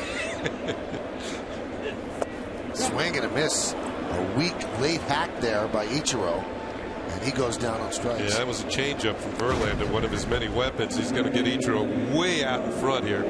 Off-speed breaking ball, the swing and a miss. It's one of the worst swings that Ichiro's had in quite a while. He's been swinging the bat very well. 5-game hitting streak, closing in on 4,000 hits for his career. Well, Verlander had to stand in front of his locker on Friday when the Tigers got into the Bronx and answer some wild accusations from Jack Clark, former Major League player who was a radio talk show host in St. Louis. Clark said he got that big contract. Now he can barely reach 92, 93. What happened to it? He has no arm problems. Nothing's wrong. It's just the signs are there. The greed. They juice up. They grab the money. It's just a free pass to steal is the way I look at it. And Verlander was ticked, according to strong words. Yeah, the Detroit News. He said, obviously, right now I'm pretty upset. Clearly, he doesn't know what he's talking about. Clearly, he didn't see me pitch. He called the comments moronic. He doesn't even know me. Verlander hesitated when asked if Clark's accusations might prompt action by Verlander's attorney, and then he later said, yeah, could be, yeah. And Albert Pujols, who was accused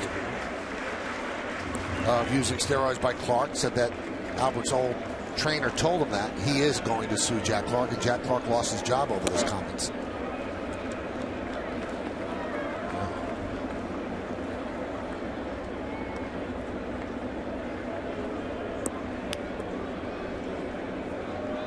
It's almost like you better be in the room when it happens.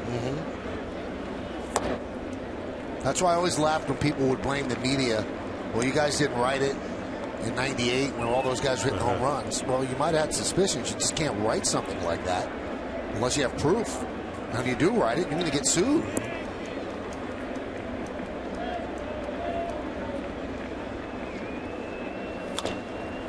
Grounded right side.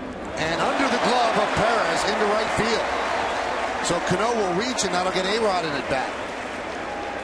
We'll see how they score this one. You know, if it is a hit, it's because Perez played it into a hit. This should have been a play that he would make. Goes to his left. He has a reputation as a good glove man. That last hop did not come up for him. Ball's going to stay down. And this one does hit the lip. And that's why the ball took an erratic hop. Scored an E4. Ooh. If you look at that replay, that might be the reason why it was a hit. It should be a hit because it took an erratic hop. A-Rod is 2 for 2. Swings at the first pitch and pops it up. Fielder puts it away in foul territory for the final out. No runs, no hits, 1 error, 1 man left. Let's go to the 6th. 4-1 Yanks.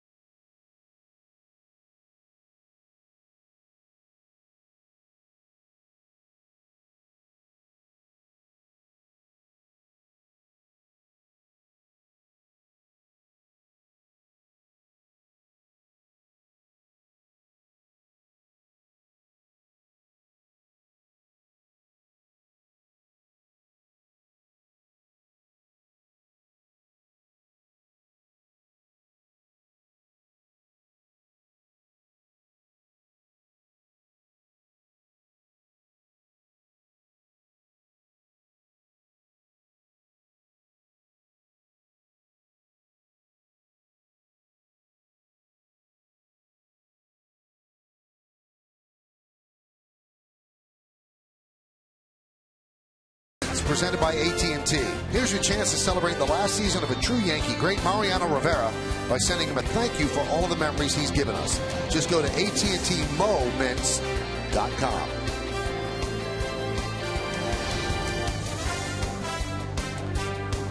We've had some moments in this game as Sean Kelly delivers, and that ball's fouled back. We've had A-Rod's first home run of the year.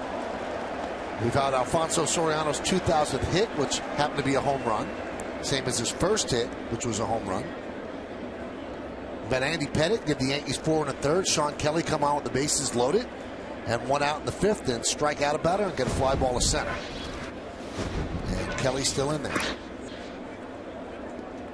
And he deals low to Iglesias. Now, we mentioned earlier the Yankees called up Dellin Betances today and sent down David Adams. I don't know if you saw these numbers, Kenny, but they're startling. In his last 30 innings, Betances did not allow a run. That's a span of 17 games, and during those 30 innings, he struck out 41 batters.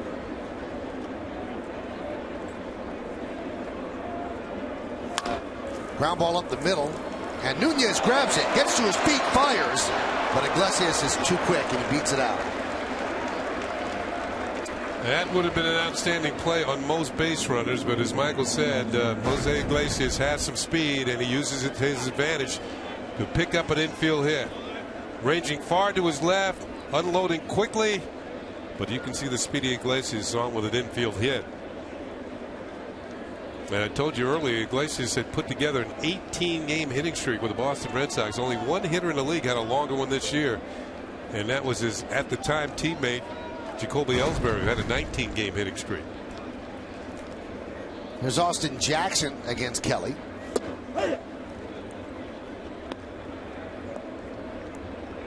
Now, we told you that Betances comes up. I don't know if you're going to see him today because this is a very high leverage game. The Yankees really want to win this game. But they sent down David Adams to make room. And when A-Rod hit that home run, it got me to thinking, so I look back in the scorebook, Kenny. Do you realize that that home run is only the 5th home run by a Yankee third baseman this year, and the first one since David Adams hit one out on May 22nd? And that was in Baltimore. Yeah. I remember that.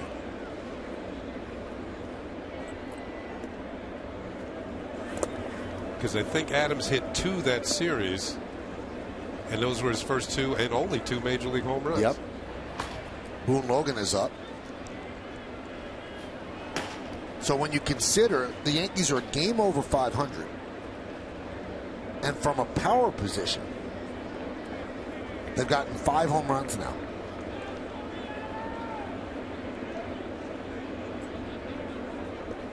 Kenny, you weren't in Chicago with us, but I mentioned at the time Hawk Harrelson, their longtime broadcaster, came in and talked to John Flaherty and me and said, I can't believe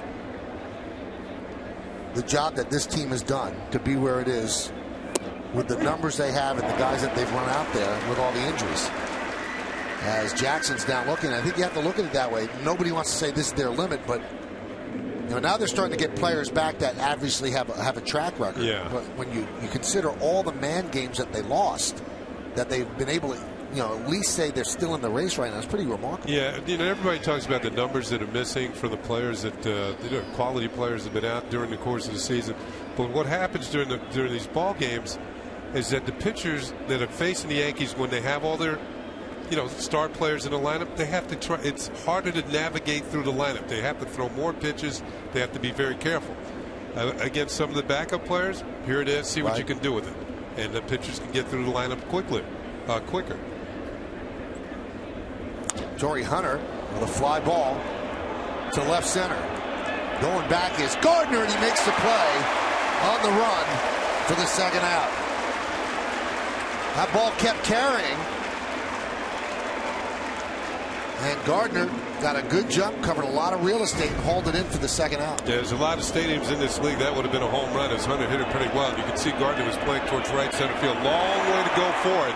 But there was plenty of airtime for this one for him to run underneath and make the play. And Gardner, with his type of speed, covers a lot of ground, and he did so on that play for out number 2. Nice running catch. Here's Miguel Cabrera, 1 for 2 with a walk. And pitch way inside.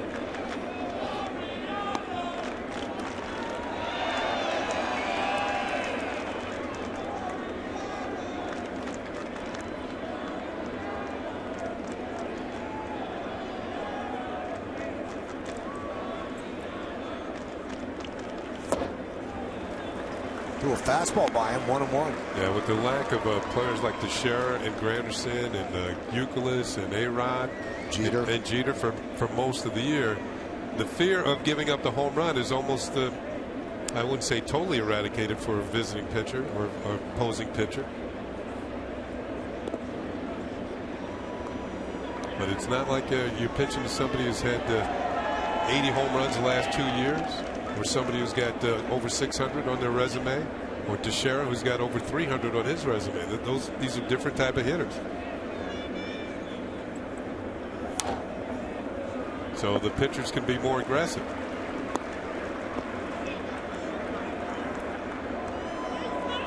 And we always talk about the time of game, and the Yankee games have been a lot quicker this year than they have been in the past, because in the past the pitchers were a little bit more tentative, and the games would routinely go over 3 hours.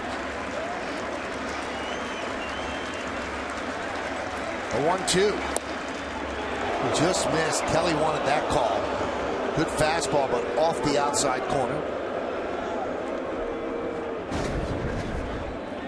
There's a setup from Stewart. Close, but not a strike.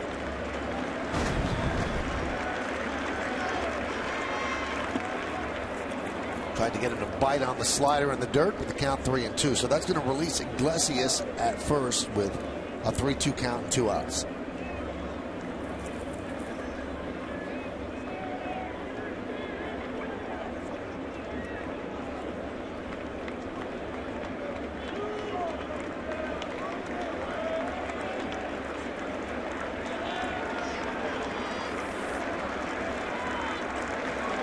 Runner goes, 3-2. Spoiled it, fouled it away.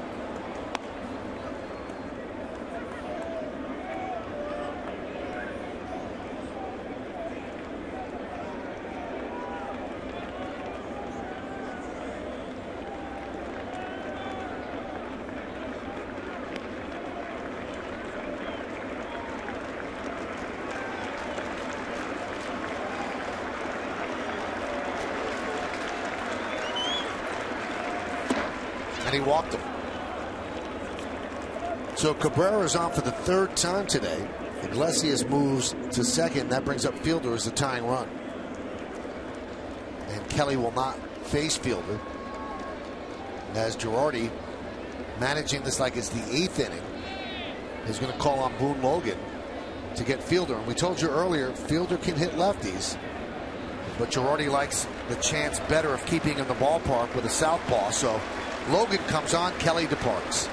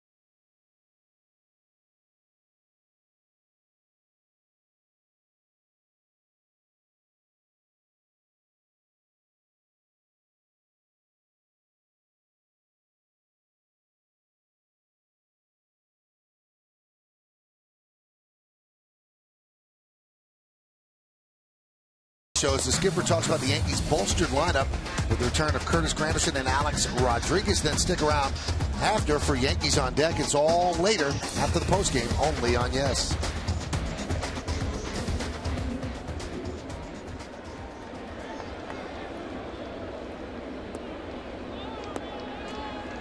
So Boone Logan is ready, and he is going to face Prince Fielder.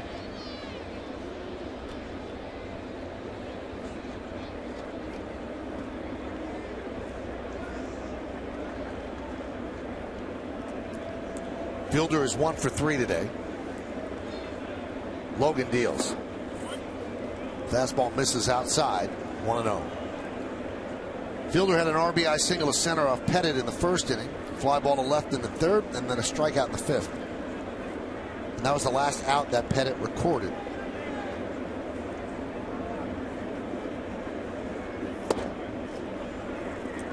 Two 2-0.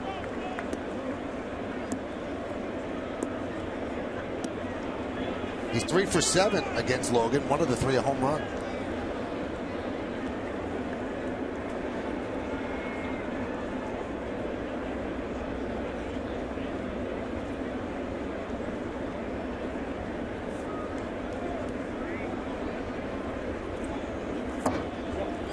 Did he hold up? No, he did not. Count 2-1. Fielder sitting on the fastball, 2 balls and no strikes. Instead, he gets a slider. Tries to hold up. Might have broken out the strike zone. Might have been a strike anyway.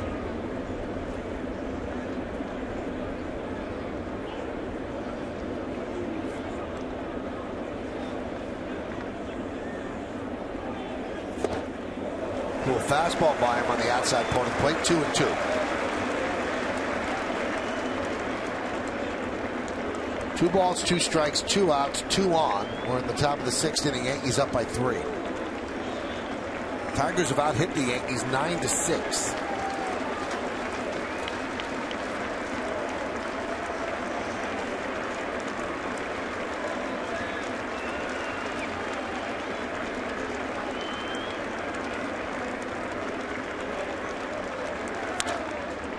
Fly ball, left field. Soriano. And Logan does the job.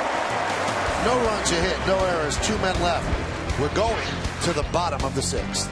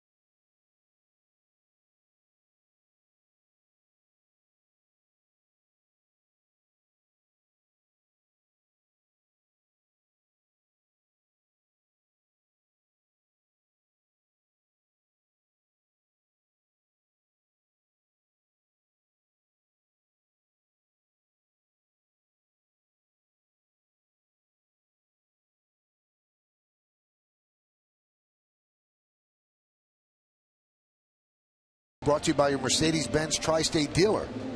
Some of the big moments in today's game. Alex Rodriguez with his first home run of the year. Does it in Yes-Mo and scores in Yes-Mo. And then Soriano gets his 2,000th lifetime hit. He does it with a home run.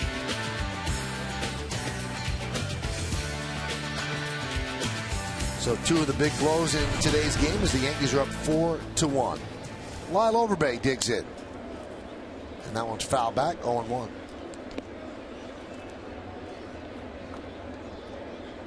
That Yes-Mo really lets you savor the moments, doesn't it? Really does. Yeah. Wish I could live my life in Yes-Mo.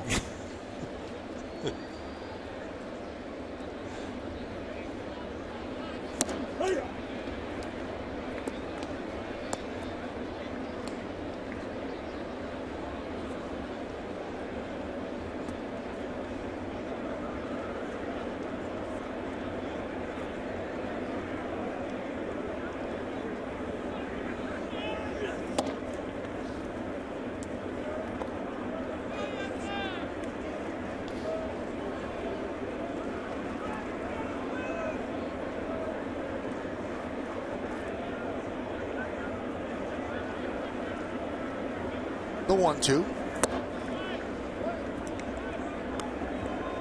Kevin Youkilis was at the ballpark today, and he might have helped out Overbay by playing some first base against some lefties. And Youkilis told Meredith that he's still hopeful he'll be able to play sometime in September after having back surgery. And Overbay down on strikes. Change up from Verlander. Youkilis said that Dr. Watkins, who had performed the surgery, said the quickest someone came back from this is 12 weeks. He said, I hope to be one of the quickest guys. And right now he's at about 7.5 weeks from the surgery.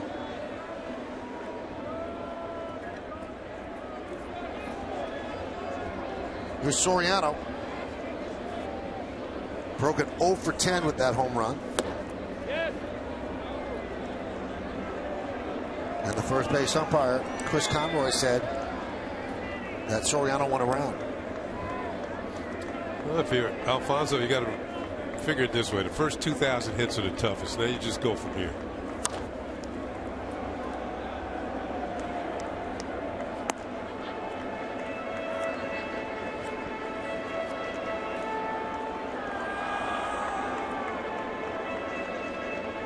But it's never a good thing when you're down in the count to Justin Verlander, no balls and 2 strikes.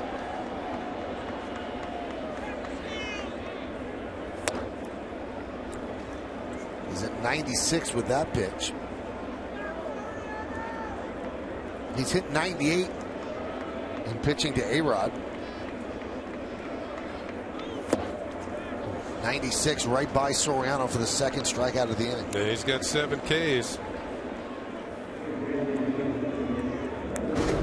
6 of the 7. Been swinging and miss, an overpowering pitcher. This one's kind of high in the strike zone and right down the middle. Just see if you can hit it, and Soriano couldn't.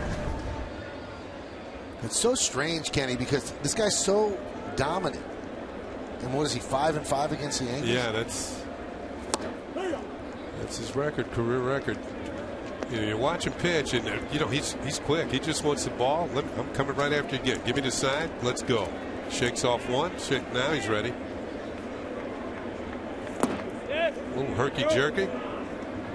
They said Granderson did not swing. As Jerry Meals at third base. Over the last 20 years, the Yankees, method of operation against great pitchers was to get great pitching themselves. They did that with Pedro Martinez a lot. Martinez was almost unhittable, but the Yankees would just outlast him. They'd throw Mike Messina against him, match 0 for 0, and then they'd get into the bullpen. Or Pedro would make just one mistake.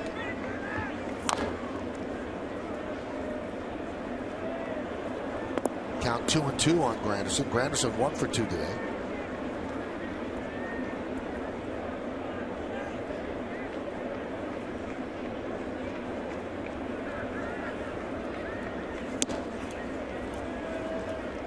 Now Verlander's given up a couple of home runs today. Also, the Yankees scored again when they gave up a single with 2 outs, so they took advantage of a 2-out situation.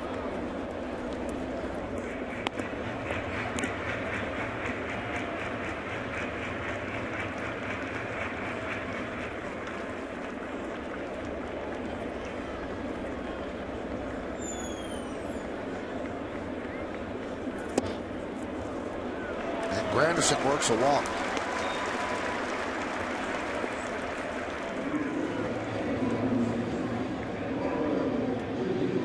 That's the first walk issued by Verlander.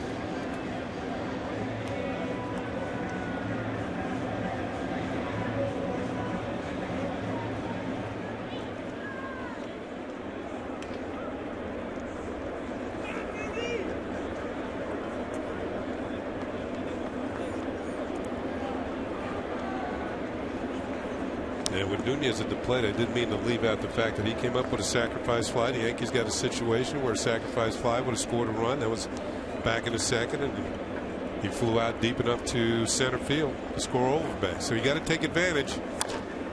That one is chopped over the head of Cabrera for a base hit. Granderson is going to go to third. The throw is cut off.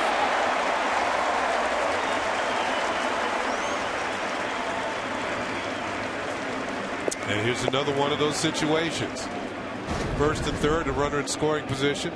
Nunez gets the high hop over the head of Cabrera. And Granderson, with his speed, able to go all the way to third. Throw is going to be cut off by Iglesias. He would have been in there. But here's another situation that has presented itself, a chance to tack on a run against Justin Verlander.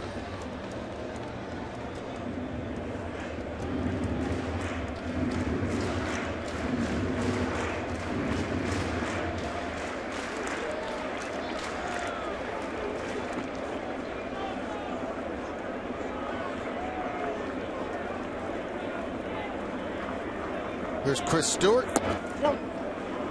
trying to bunt with 2 outs. Count 0-1. We've seen him do that a number of times. Yeah, try to do it. Yeah, I think he's trying to take advantage of Cabrera.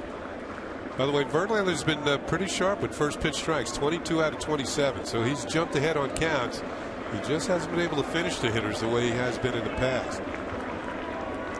Certainly not like his last start in Cleveland. Runner goes from first. Foul back.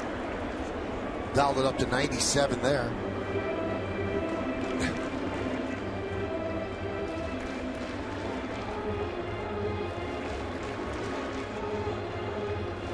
He's just itching. Throwing again today before the game. I asked Girardi yesterday, will he be back at the end of the DL stint? He said yes, he's driving everybody nuts.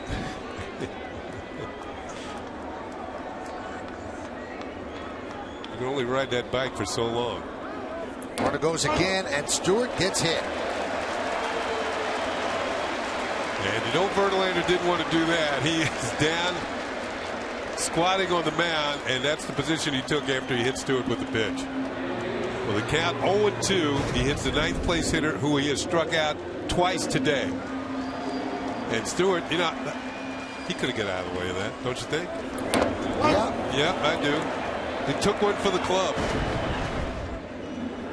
Now, if an umpire thinks you didn't, he doesn't have to give you first base. No, he doesn't have to. But it was inside. He just turned and took it. Now, he did turn, and the ball hit him. If you stick your arm out, right, then the umpire is more apt to not give it to you. So Jeff Jones with a quick conference, and we tell you this copyrighted telecast is presented by authority of the New York Yankees. It may not be reproduced or retransmitted in any form, and the accounts and descriptions of this game may not be disseminated without the express written consent of the New York Yankees. Here's another look at it now. He will turn, but it wasn't like he laid back to get out of the way. Now, if that's a fastball at about 98, I don't think he's going to stand there and take it. Doesn't wear an elbow guard. So here's Gardner with the bases loaded. And there's a strike.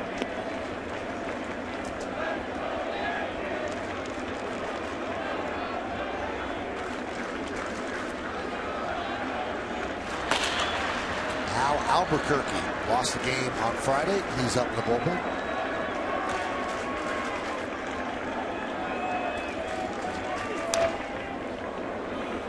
Two straight 97-mile-an-hour fastballs, count 0-2. Pitch 100. I think his first pitch was a 91-mile-an-hour fastball. And pitch 197 miles an hour. Hasn't had particularly taxing innings.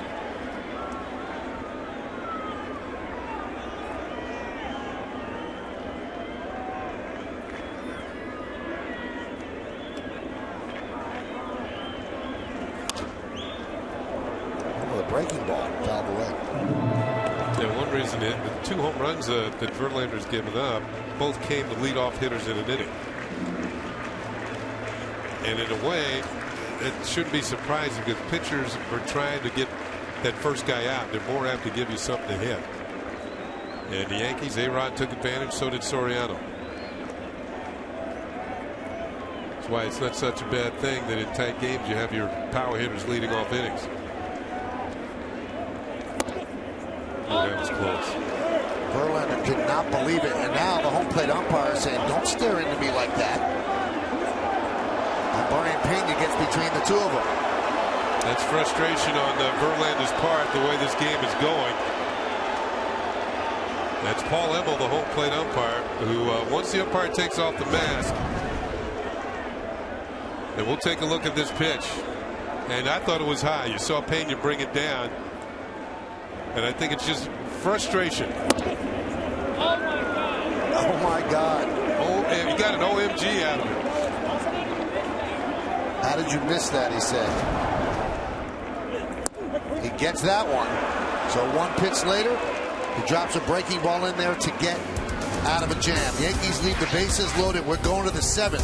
4-1 Bombers.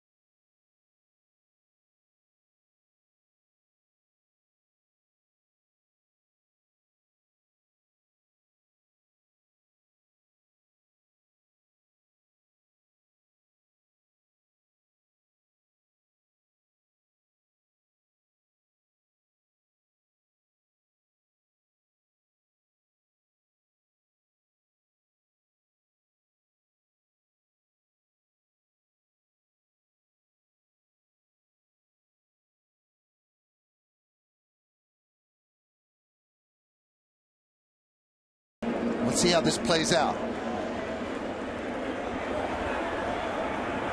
Then they decide to talk. And then Jim Leland go, whoa, wait a minute. But they were both under control here. And I give Emmel credit. Verlander covered his mouth so nobody could see what he was saying. Obviously, he didn't say the magic word. They talked things over, and that was it. It isn't as if OMG turned into LOL, but it's all good. And Leland was there to make sure that nothing out of line was said. And so Boone Logan, who got the final out of the 6th, is pitching the 7th. The Cadillac scoreboard, Yankees 4 and the Tigers 1.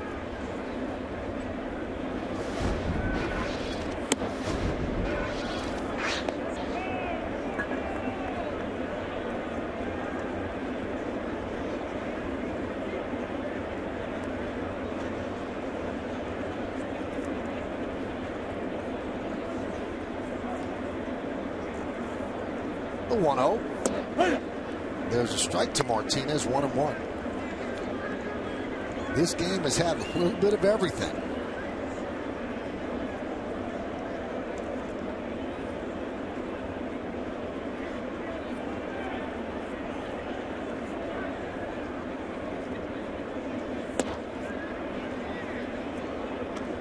You know, we promoted the Girardi show that's coming up for the post game.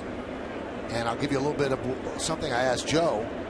I said, including today's game, there are 47 games remaining.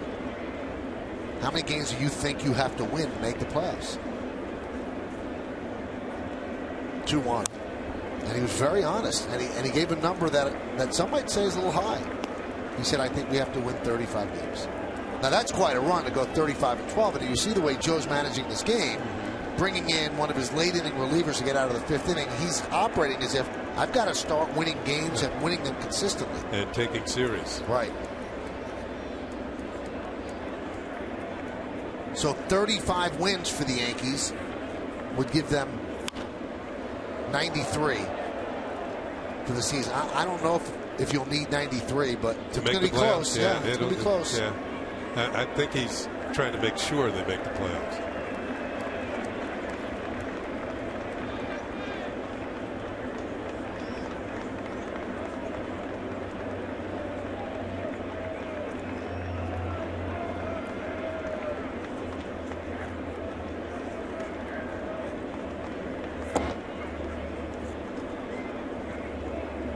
Count is full. So 35-12. Yeah, that's a bear. Yeah, it is. Now the last time, there's been teams that have done it, though. Of course. Yeah. But you need good pitching. I think the Yankees have enough hitting now, but can they straighten their starting pitching out?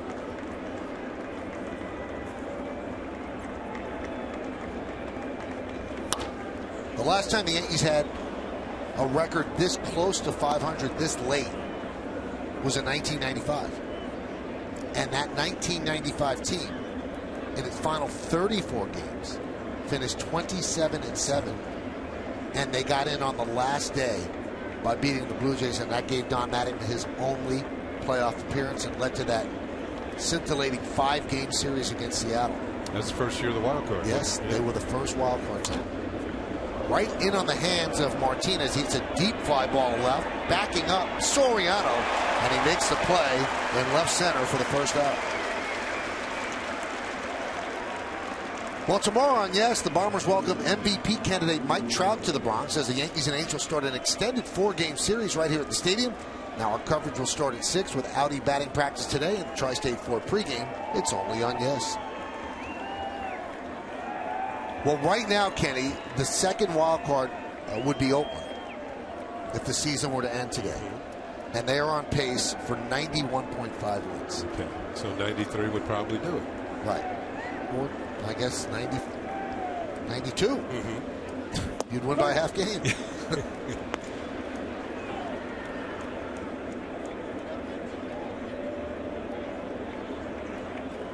And those are the wild card standings right now. A lot of teams that jump, but a lot of them are going to be playing each other too.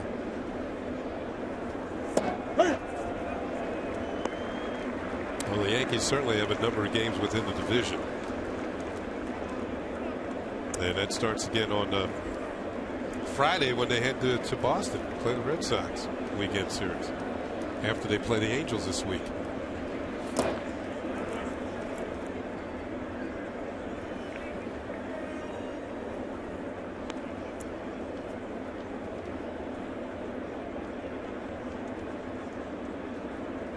It's hard to believe that the Angels are 9 games under 500. They're trying to hold on against the Indians, bottom of the 7th. Well, now the Indians have caught up. It's 5-5. Did he check his swing? No, he did not. Chris Conroy said he went around, so Tuiasa Sobo down on strikes. Hard slider for Boone Logan. First strikeout for Logan in the game. And this is what the slider's designed to do. You throw it about knee high. And that was even lower than that. Tuiasa Sobo chased it. Make it look like a fastball about right there. And then it dives out of the zone. He didn't have the plate discipline and strikes out.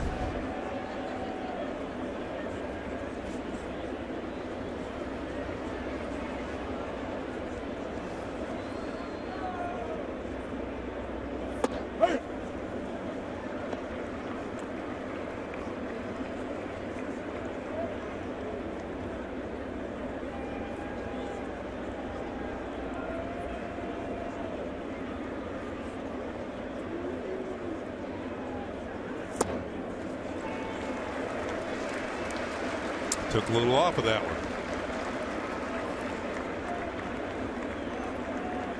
Down 0-2.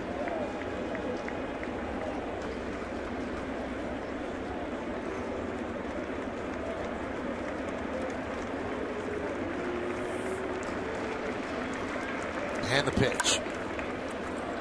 Fly ball left field. Soriano puts it away, and a nice inning in the third for Boone Logan. Retires the Tigers in order here in the seventh. At the end of 6.5, it's time for the seventh inning stretch.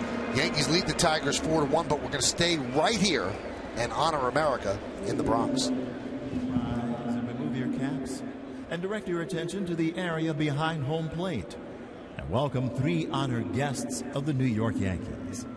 New York Air National Guard Senior Airman Kevin Grafer, who served in Operation Enduring Freedom. The United States Marine Corps Sergeant Delilah Bustamante, who also served in Operation Enduring Freedom.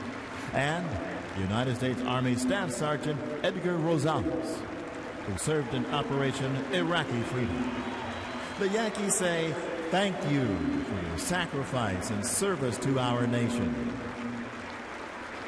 And now, please join Kate Smith's rendition, God Bless America.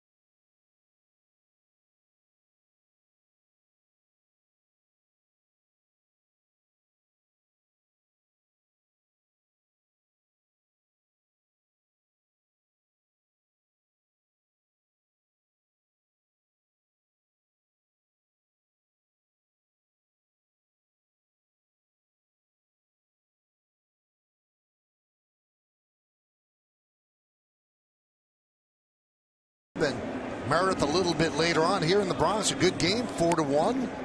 And although he's at over 100 pitches, Verlander's still in there. Here's the Nissan game summary. Fielder with an RBI single, the only run for the Tigers. Alex Rodriguez solo home run, also an RBI single. Soriano a solo home run for his 2,000th career hit. Yankees have been out hit, but they lead the Tigers 4-1.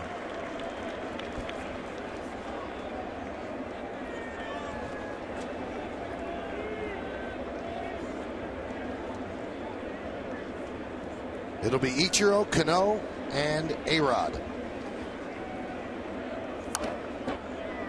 Fouls that away.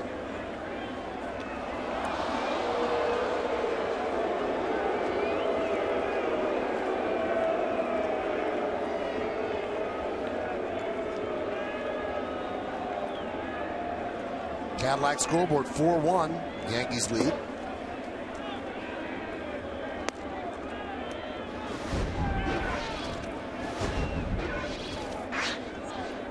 David Robertson getting ready.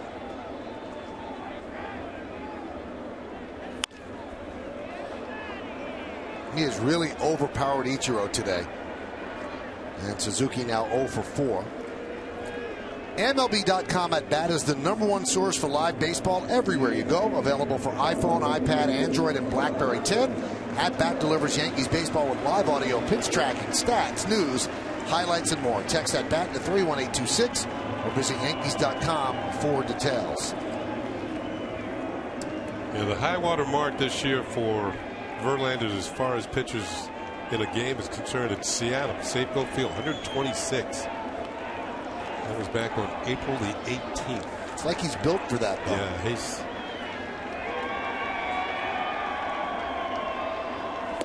Cano waves through a pitch. They asked Jimmy Leyland at time to time, how come you leave him in there so long? He says, because I like my job. Keep his best pitcher out there.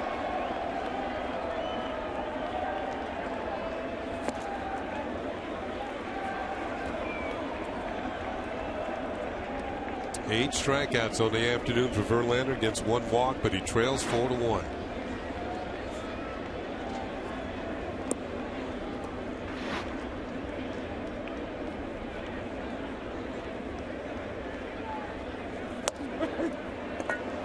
Cano is down looking.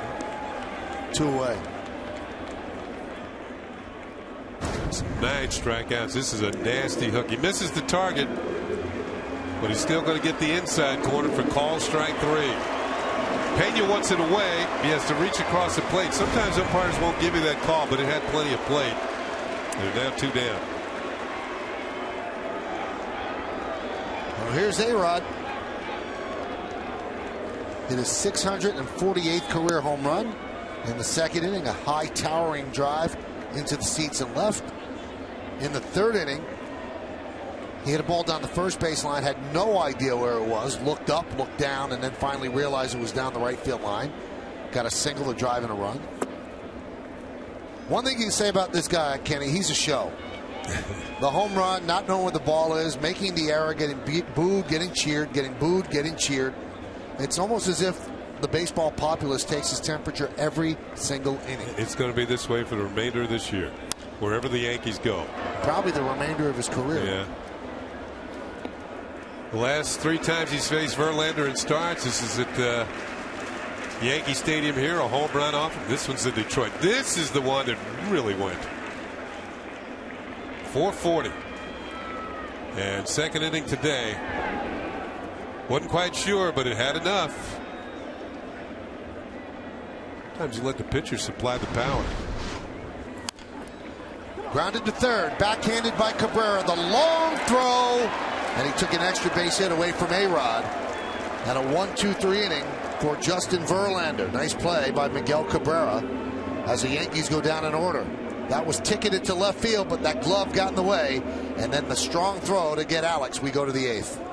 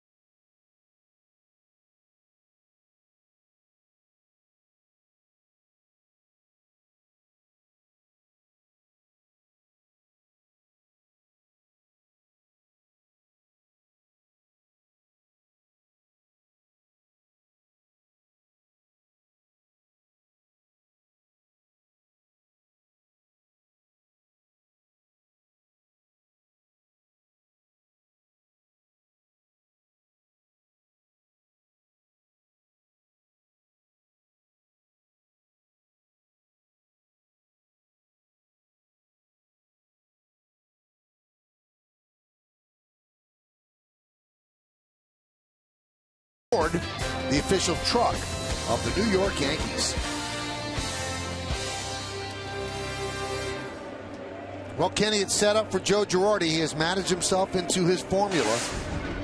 He wants Robertson to get 3 outs here in the 8th, and then Mariano to get 3 outs in the 9th. Yankees have a 4-1 lead. You see what Robertson's done this year, all good. 58 strikeouts in 48 innings. Just 44 base runnings in 48 innings and a 1.69 ERA. Yeah, but prior to Robertson, Kelly had to go into a second inning of work, an inning in the 3rd. The same for Boone Logan, an inning in the 3rd. As Joe Girardi has pieced it together to this point where he can get to his 2 guys that close out ball games. Robertson the 8th and Mo in the 9th. Hyundai scoreboard 4-1 Yankees. Brian Pena will lead it off. Fastball high.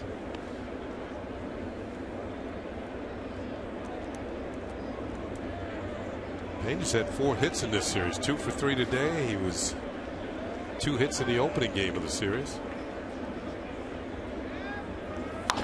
That one is driven to right field and deep. Ichiro turns and looks. See ya into the second deck. A home run for Pena. Now the Yankee lead is 4-2.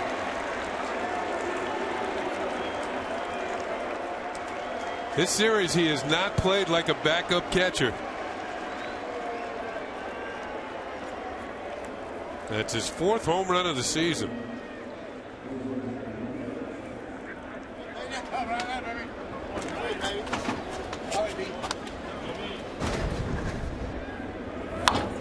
That one kind of spun to the middle of the plate, and Pena, the way he's been swinging the bat, he's not going to miss. Well, he took his ace swing right there. Michael called it second decker. Here's Iglesias. Pitch outside.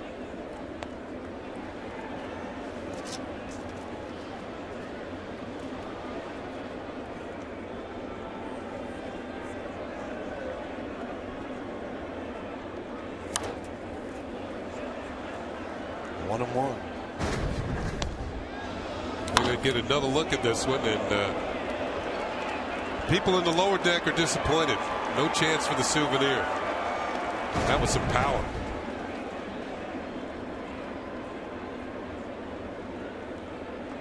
Brought a glove and gets rewarded with a souvenir. You think that was his sister sitting next to him? She had the glove too. Did you see that? I guess. Yeah, looks like a family affair up there.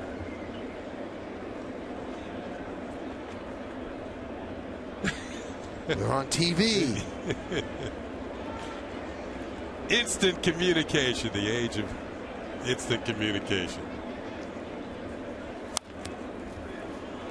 2-2.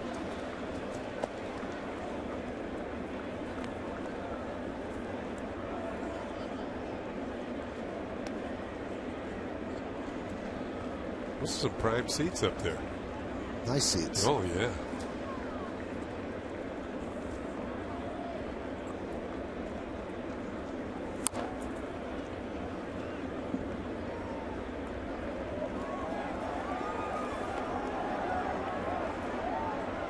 Against this Tiger team, trying to race these last 6 outs, but you want to try and do it without anybody getting on base as efficiently as possible. It's the former Yankee Phil Koch up in the Tigers bullpen, the left-hander.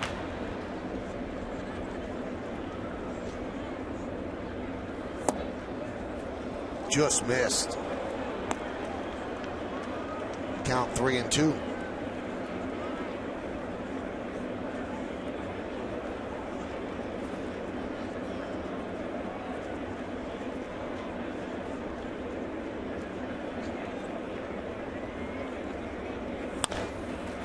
Grounded in the hole. Backhanded by Nunez. Sets and fires. Not in time. Iglesias gets a lot of his hits because of his speed. Just beat out a ground ball right there. Well, that's his second infield hit of the day. Nunez sets and makes a good strong throw. Ooh, that was close. We might have to slow this one down and get a really good look at it. Well, yeah, he good beat call. it. He beat it.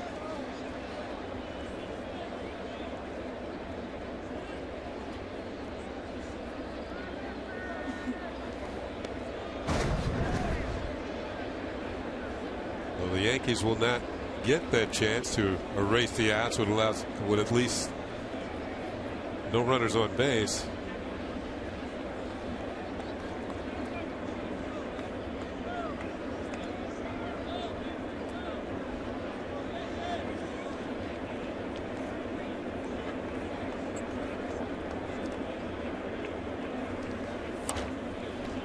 Austin Jackson fouls it off.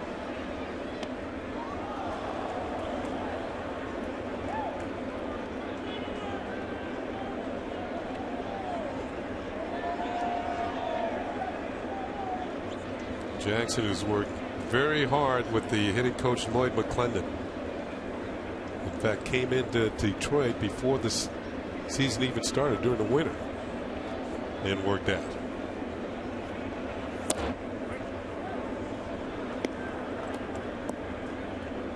Count 1-1.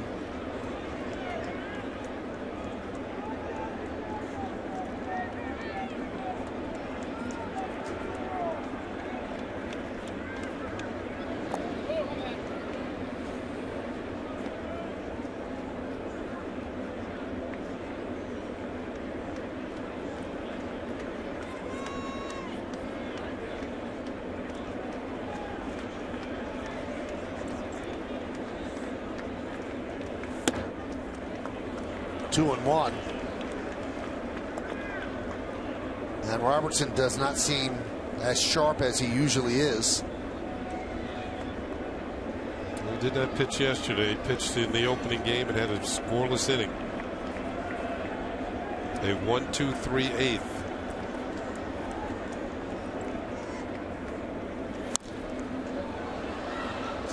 And he's got to get right here, Kenny, because there's really nowhere for Girardi to go unless he goes to an unproven kid like Betances.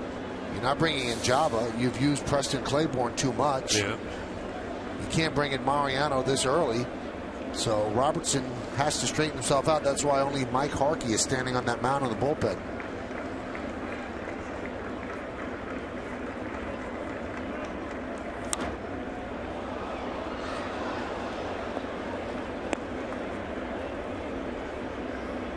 And as we mentioned before, anytime the lineup turns over for the Tigers, as Phil Koch is joined by Jose Veras, former Yankee, two former Yankees warming up out there. And anytime the Tigers lineup turns over, the heat starts to be turned up. Torrey Hunter is on deck, and then Cabrera after him. Grounded to third, backhanded by A-Rod, fires to second, got him! Great play by A-Rod to get the speedy Iglesias. And Jim Leland's going to go out and argue.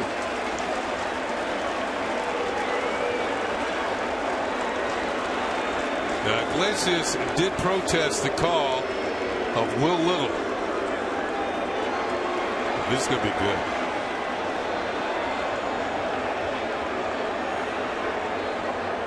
He's getting a little animated now.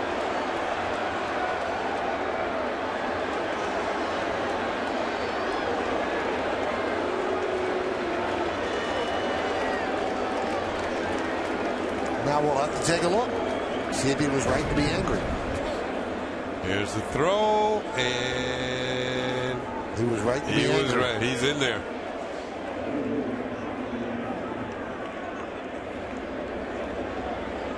What a play by Alex Rodriguez. Very nice. Off balance throw across the body, accurately right to Cano, about neck high.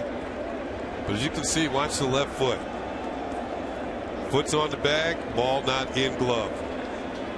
So the Yankees catch a break.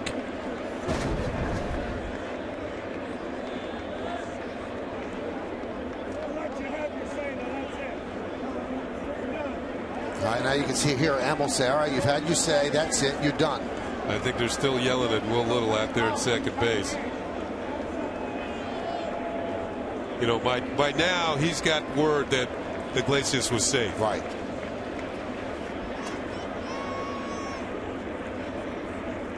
Because for the visiting team, there's a video room right off that runway, maybe 10 feet away. And that's where the video coordinators work, and they probably just shouted he was safe.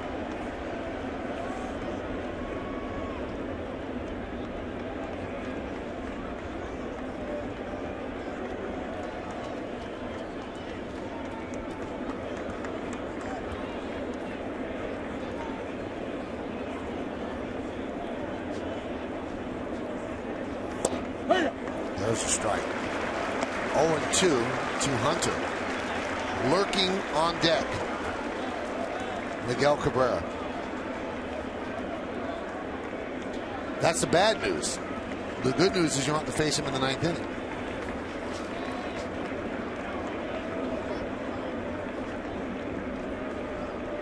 Unless Robertson could get Hunter to hit into a double play. And then you'd face him with the 2-run lead, leading off the inning.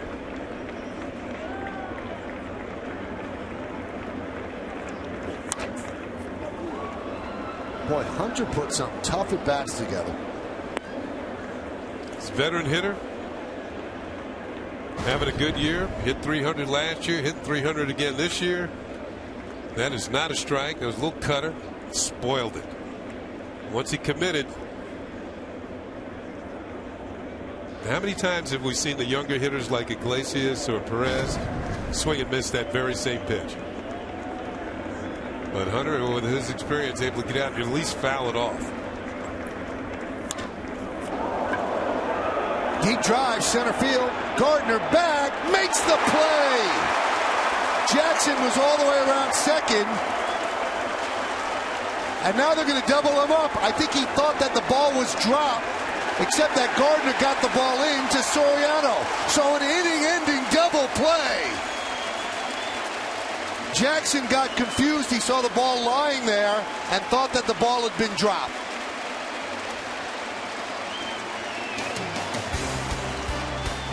Here it is, up against the wall, makes the catch. Is stunned, flips the ball to Soriano, and that's where Jackson got confused. He saw the ball on the ground, thought it was missed. Instead, he's going to be doubled up, and the Yankees are out of trouble here in the 8th.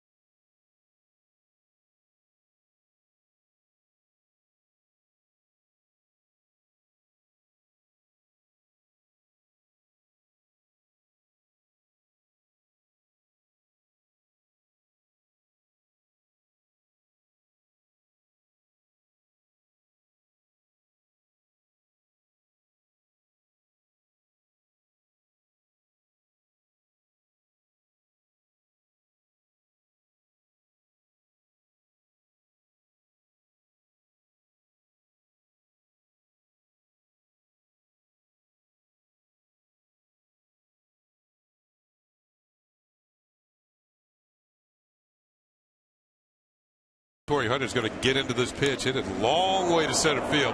Nice running catch by Gardner, and he is shaken up once he makes the play up against the wall. Then he flips the ball to Soriano to get it back in. He gets it to Nunez, who goes to Cano. Meanwhile, Jackson thinks the ball got away. He's tagged out at second for the double play.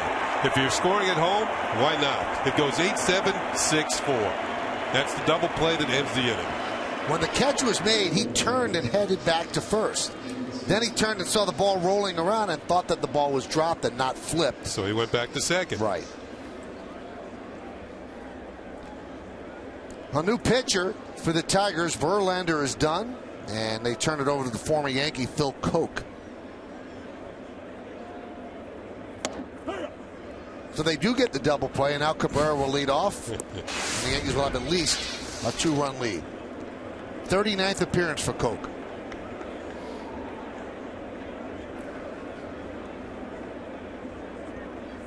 Juan Valverde pretty much imploded. You see the Hyundai scoreboard, 4-2 Yanks.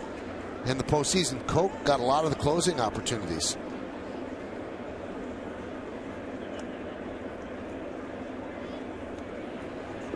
That guy gets pretty much all of the closing opportunities, and he'll try to nail this down.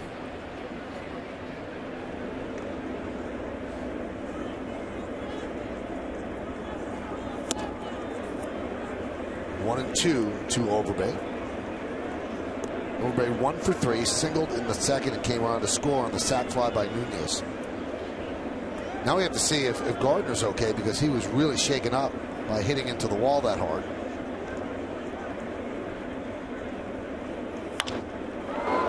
High fly ball, deep left, backing up to Sopo.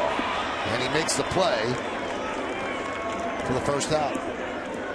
Yankees baseball on Yes is brought to you by Hyundai. See how Hyundai dominates the competition during the Hyundai Smackdown going on now.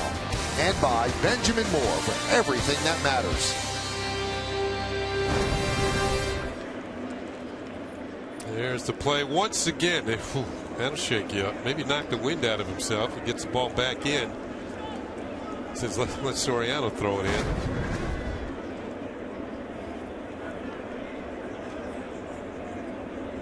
And here is Soriano. Big moment for Soriano in the 4th inning. Hit a home run. His 3rd home run as a Yankee, but his 2000th career major league hit. And his first hit, also with the Yankees, was a home run. Up the middle, grabbed by Iglesias, and he gets Soriano for the second out. I think Soriano might have thought this ball was gone when he hit it. Or this is Hunter, I'm sorry. Yeah, Hunter with the swing, and he's hit enough of them, but it's a long way to center field in any ballpark. And, yeah, he got it about 408. He needed 410, 412. Now he's not even sure.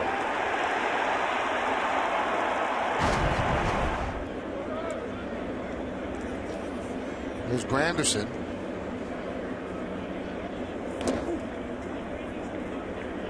So you can see that Robertson did not have his best stuff in that inning, but somehow escaped with the lead.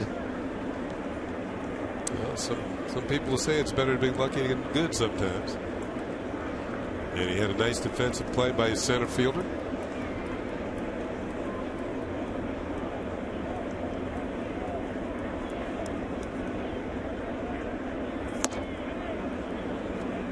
Now, the Yankees win this game, they'll do something they have not done since July 5th, 6th, and 7th, and that's win a series.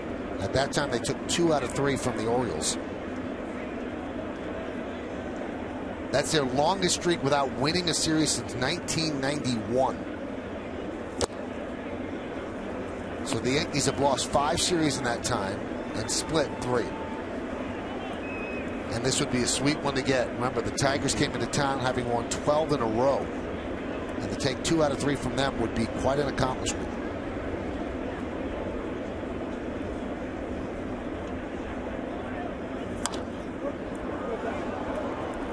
Now, if the Yankees don't score here, Mo's going to come in and try to protect a 2-run lead and face the beef of the order: Cabrera, Fielder, and Martinez.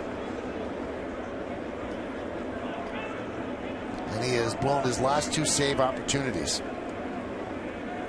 The 1-2. 2-2.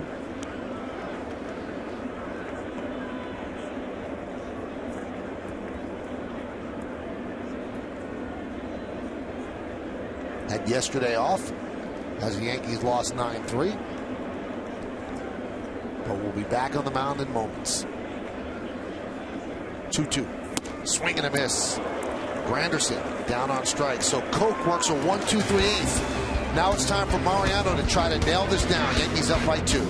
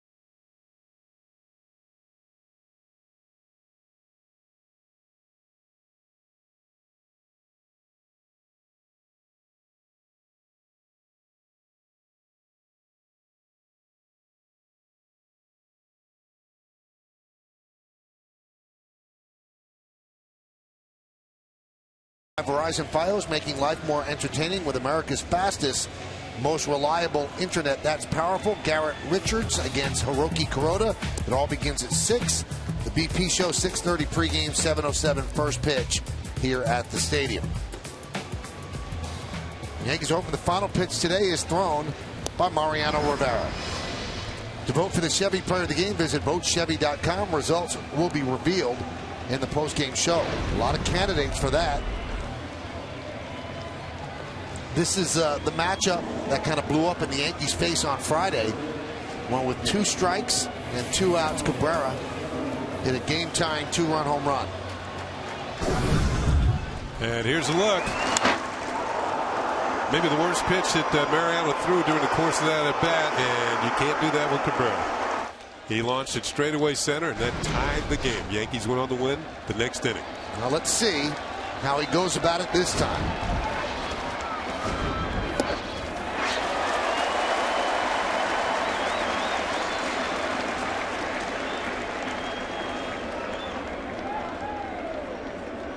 .35 out of 39 saves. The 0-1.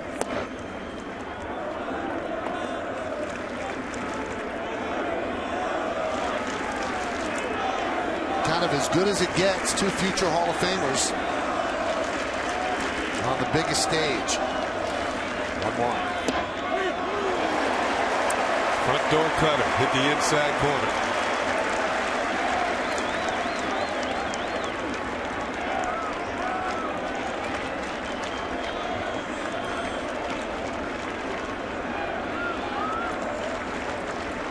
And the 1-2 just missed.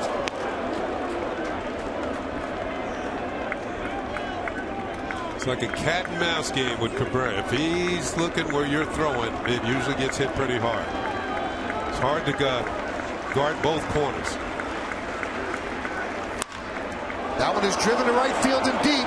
There it goes. See ya. He got him again. And now it's 4-3 Yankees.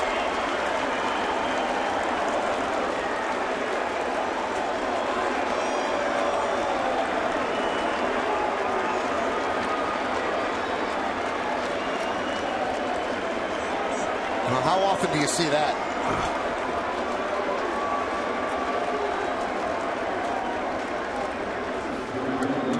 Out over the plate.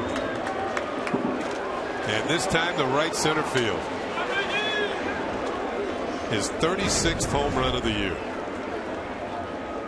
That one was up a little bit where he could get to it. Got the arms extended. He knew it when he hit it. Had the sound, certainly the distance. The ball carries into the seats. So now a 1-run lead with Fielder at the plate. Here's how Mariano reacted.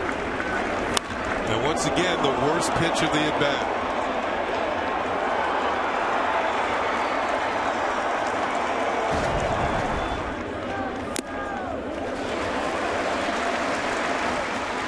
Yeah. 36th home run for Cabrera. Yeah, you can't make mistakes to him. Ball didn't really cut, Kenny. It stayed right out over the plate and high. And it was up a little bit, too. And that one is looped to A-Rod. Got all in the hands of Fielder.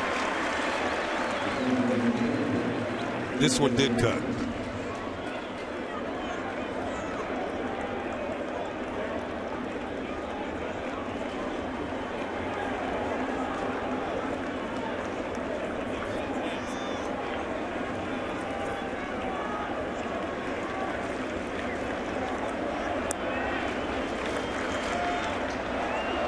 Here's Victor Martinez. 2 for 4. 2 singles, also reached on an error by A-Rod.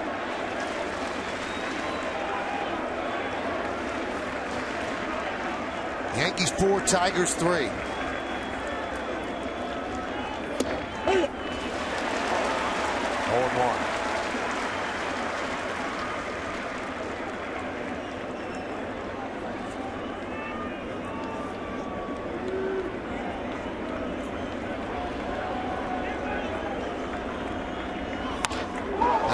Driven deep to right field.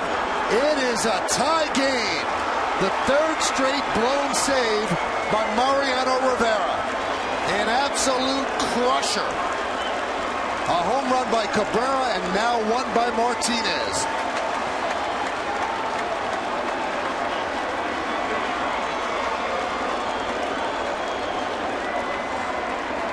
Well, Mike, you said he was going to have to face the meat of the order. And they've taken a bite out of it. 2 solo home runs. That's the 10th of the year for Martinez. This is a cutter. The first one was a backdoor cutter for a strike, and then he tried to get in. There's the target. And Martinez was looking there, and he hit it. Once again, the pitch was up a little, elevated. Here's Don Kelly pinch hitting for Tuiasa Sopo. And he cannot hold up. There's strike one.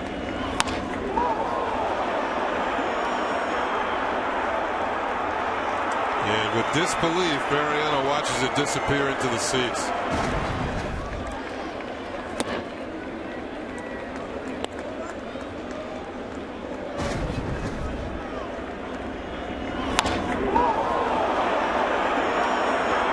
These guys can hit. It is an unforgiving first 5 players in that lineup.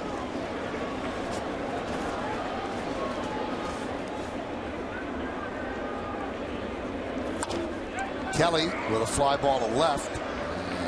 It hits the seats out of play.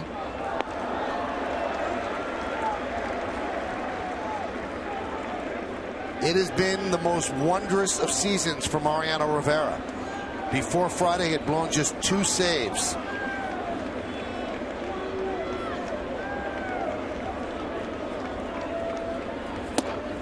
Fans are stunned. Oh, he'd blown 3 saves because he blew that one Wednesday in Chicago. Wednesday in Chicago, Friday against Detroit here, and now Sunday against Detroit and the Bronx. It had been so easy in this his final campaign. 43 years old and making it look easy, and this is the first speed bump we've seen this year.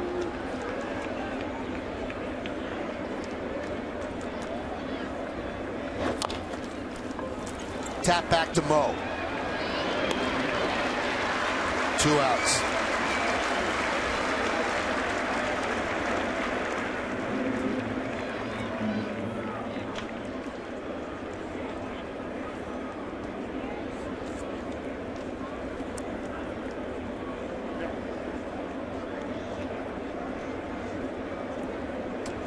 If you want something with a headline of amazing,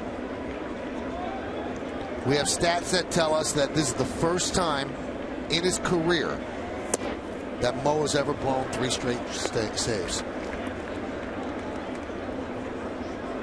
I thought I had heard that before when early this year when Jim Johnson blew 4 straight for Baltimore. And one of those had been against the Yankees. Or maybe the 3rd or the 4th. So a closing career that began in 1977. He was a setup man in 96. Never blown 3 straight.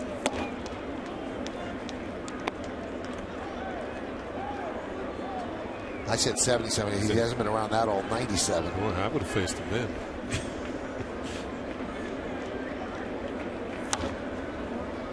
Perez fouls it away. 2-2. Crowd again, and it happened on Friday absolutely in stunned silence. Now trying to ratchet it up to get this 3rd strike and 3rd out. Perez just stays alive.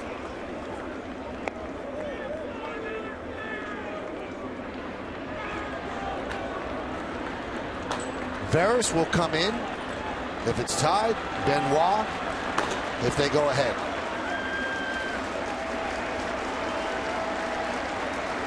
Two.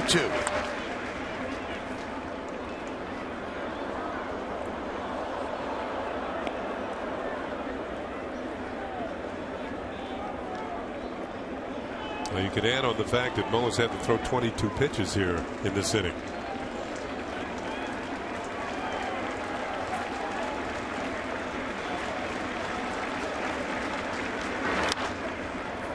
Fly ball, right field. Ichiro is there, and that will do it.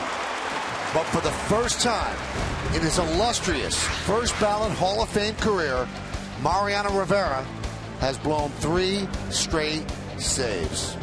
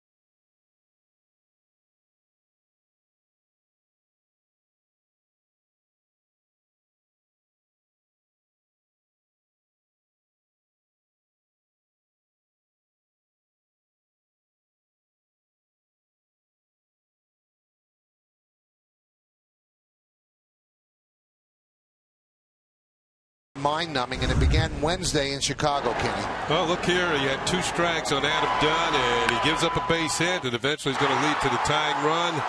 A game the White Sox would win in extra innings. And then, 2 nights ago, Miguel Cabrera with a home run to tie it in the 9th inning. And then today, Cabrera with a home run. Tigers closed it within 1. Then Victor Martinez, another hot hitter, gets a high cutter into the seats.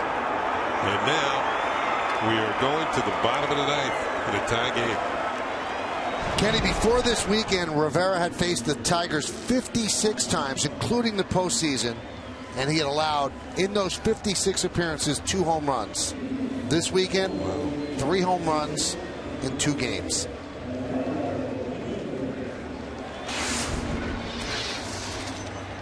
It's only the 3rd time that he's allowed 2 home runs in a game since 1996, and the 5th time in his career. Jose Veras will take over.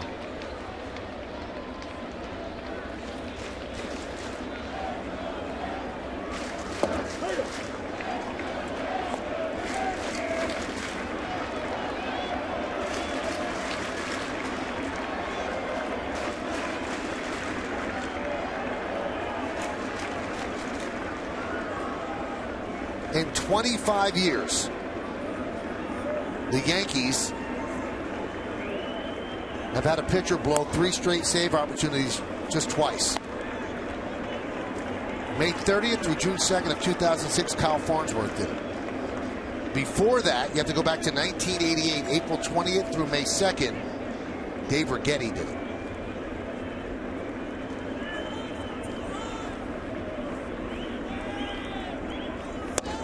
But with all due respect to those gentlemen and everyone that's come before, one of the greatest closer in the history of the game of baseball gets rocked 3 straight games. It kind of opens your eyes.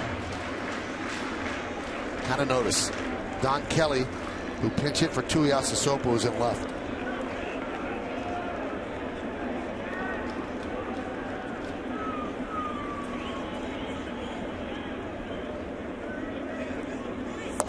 not get the cutter down. At least those 2 pitches.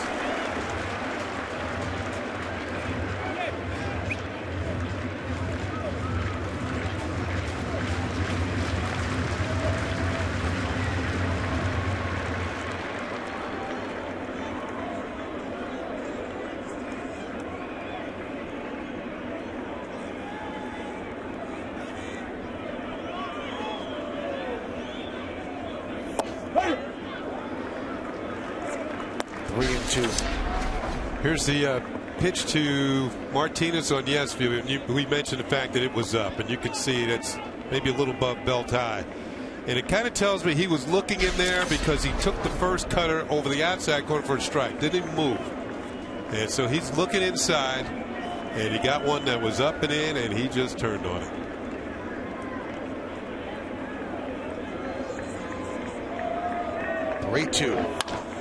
That one's driven out to right field. Giving chases Hunter on the track. He makes the play in front of the wall to take an extra base hit away from Nunez. Torrey Hunter showing some of the form that he had used for many a year, winning 9 consecutive Gold Gloves, basically when he was a center fielder in Minnesota. But this time using the speed that he still has to run this one down. Made it look easy, going to the gap in right center field. That's what he basically has been in the outfield. The name on his back, and he's been a good one. Running down fly balls. Nunez thought he had an extra base hit. Instead, he gets his feelings hurt. Hunter on the move. Gathers it in. Vernon Wells will pinch hit for Chris Stewart here in the bottom of the 9th. Game tied at 4. The third baseman, Cabrera, almost standing on the line. The outfielders playing very deep, guarding against the extra base hit.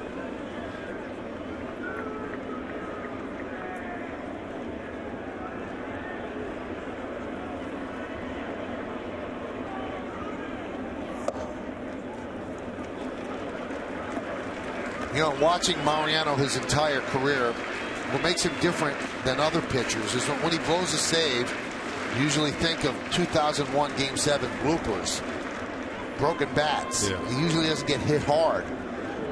A home run on Friday, 2 home runs here today.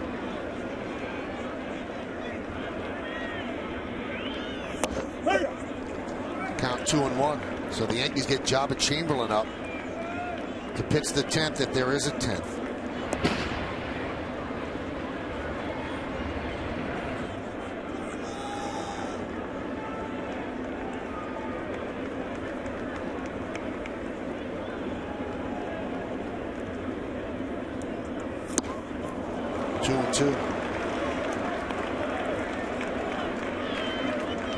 Miguel Cabrera is only the 5th player to ever have multiple home runs against Mariano Rivera, and the first one to do it in consecutive at-bats.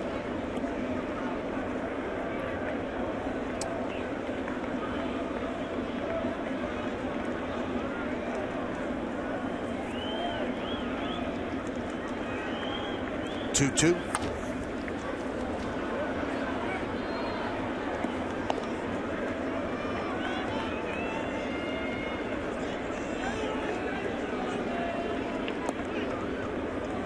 We hate to keep giving you these stats, but with Mo, I mean, we've never seen this before. He had never given up 2 home runs in a save situation in his life.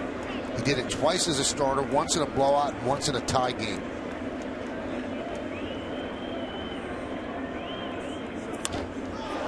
High fly ball, deep to left, but hooking foul.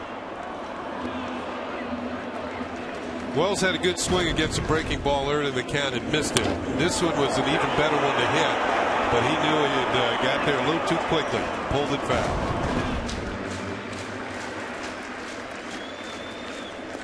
Let's see if that changes Veras' plans here for the rest of this at bat.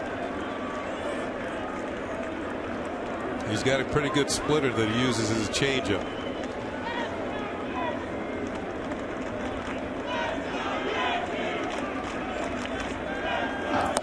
Strike 3, Wells now looking. Went for the fastball. Well located, D high on the outside corner. After hanging the breaking ball, you can see the grip. gone with the heat. That one tails back over the corner, knee high, and it was a very good pitch.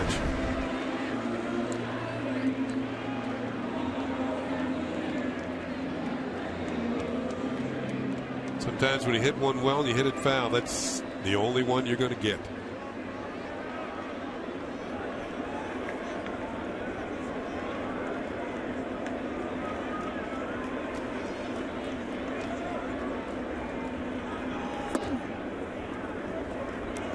One and 0 to Gardner.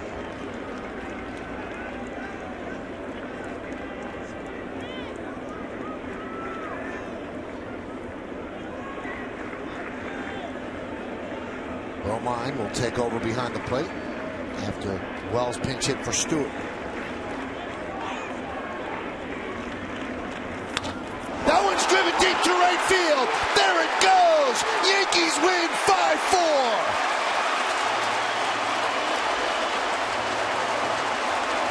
They're stunned in the top of the ninth, but they get it done in the bottom of the ninth inning as Gardner hits it out to win the game 5-4.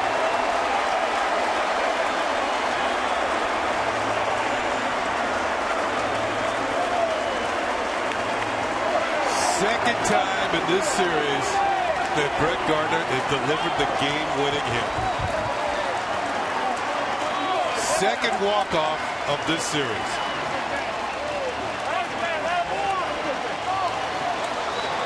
And the Yankees win a series for the first time since the beginning of July.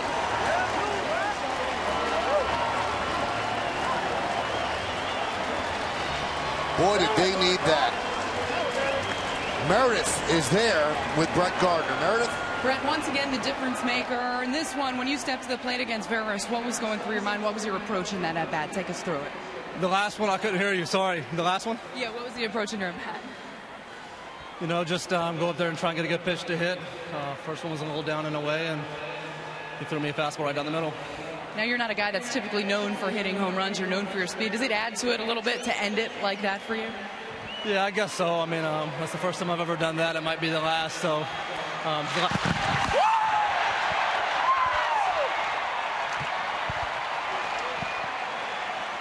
Brett, you getting used to that at all? I don't think so, but it definitely feels good. How important was this win for this team to do against a Detroit team that came in playing so well? They're all big.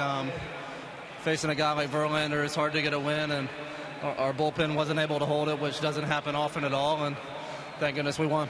You look at it as an offense. What is it like to be able to pick Mo up, who's struggling right now in that ninth inning? Well, I said it 2 days ago, and I'll say it again tonight. He probably won't do that again all year. You know, it doesn't happen often, but I'm glad we could pick him up. Brett, thanks for the time. Congratulations on the win. Thank you. Michael, send it back up to you guys. All right, thank you, Brett, and thank you, Meredith. And stick around for the postgame show to find out who's today's Chevy player of the game. Here it is, Kenny. Here it is, the game-winning home run. Brett Gardner, not only does he hit a home run, it's his career-high 8th home run in a season. And this one's going to give the Yankees the victory. Touched off. Well, we had some power in the last inning here at Yankee Stadium today. Gardner with a classic swing. He knew it right away. The Tigers start walking off the field as he trots around the bases. Yankees win it 5-4. What a ball game. Had everything. Unbelievable. So the Yankees exhibit some power. Soriano, his 2000th hit, a home run. A-Rod, his first home run in his comeback. And then Gardner, the walk-off, and some of it is muted because of the struggles that continue with Mariano. But he gets a Gatorade bath to celebrate.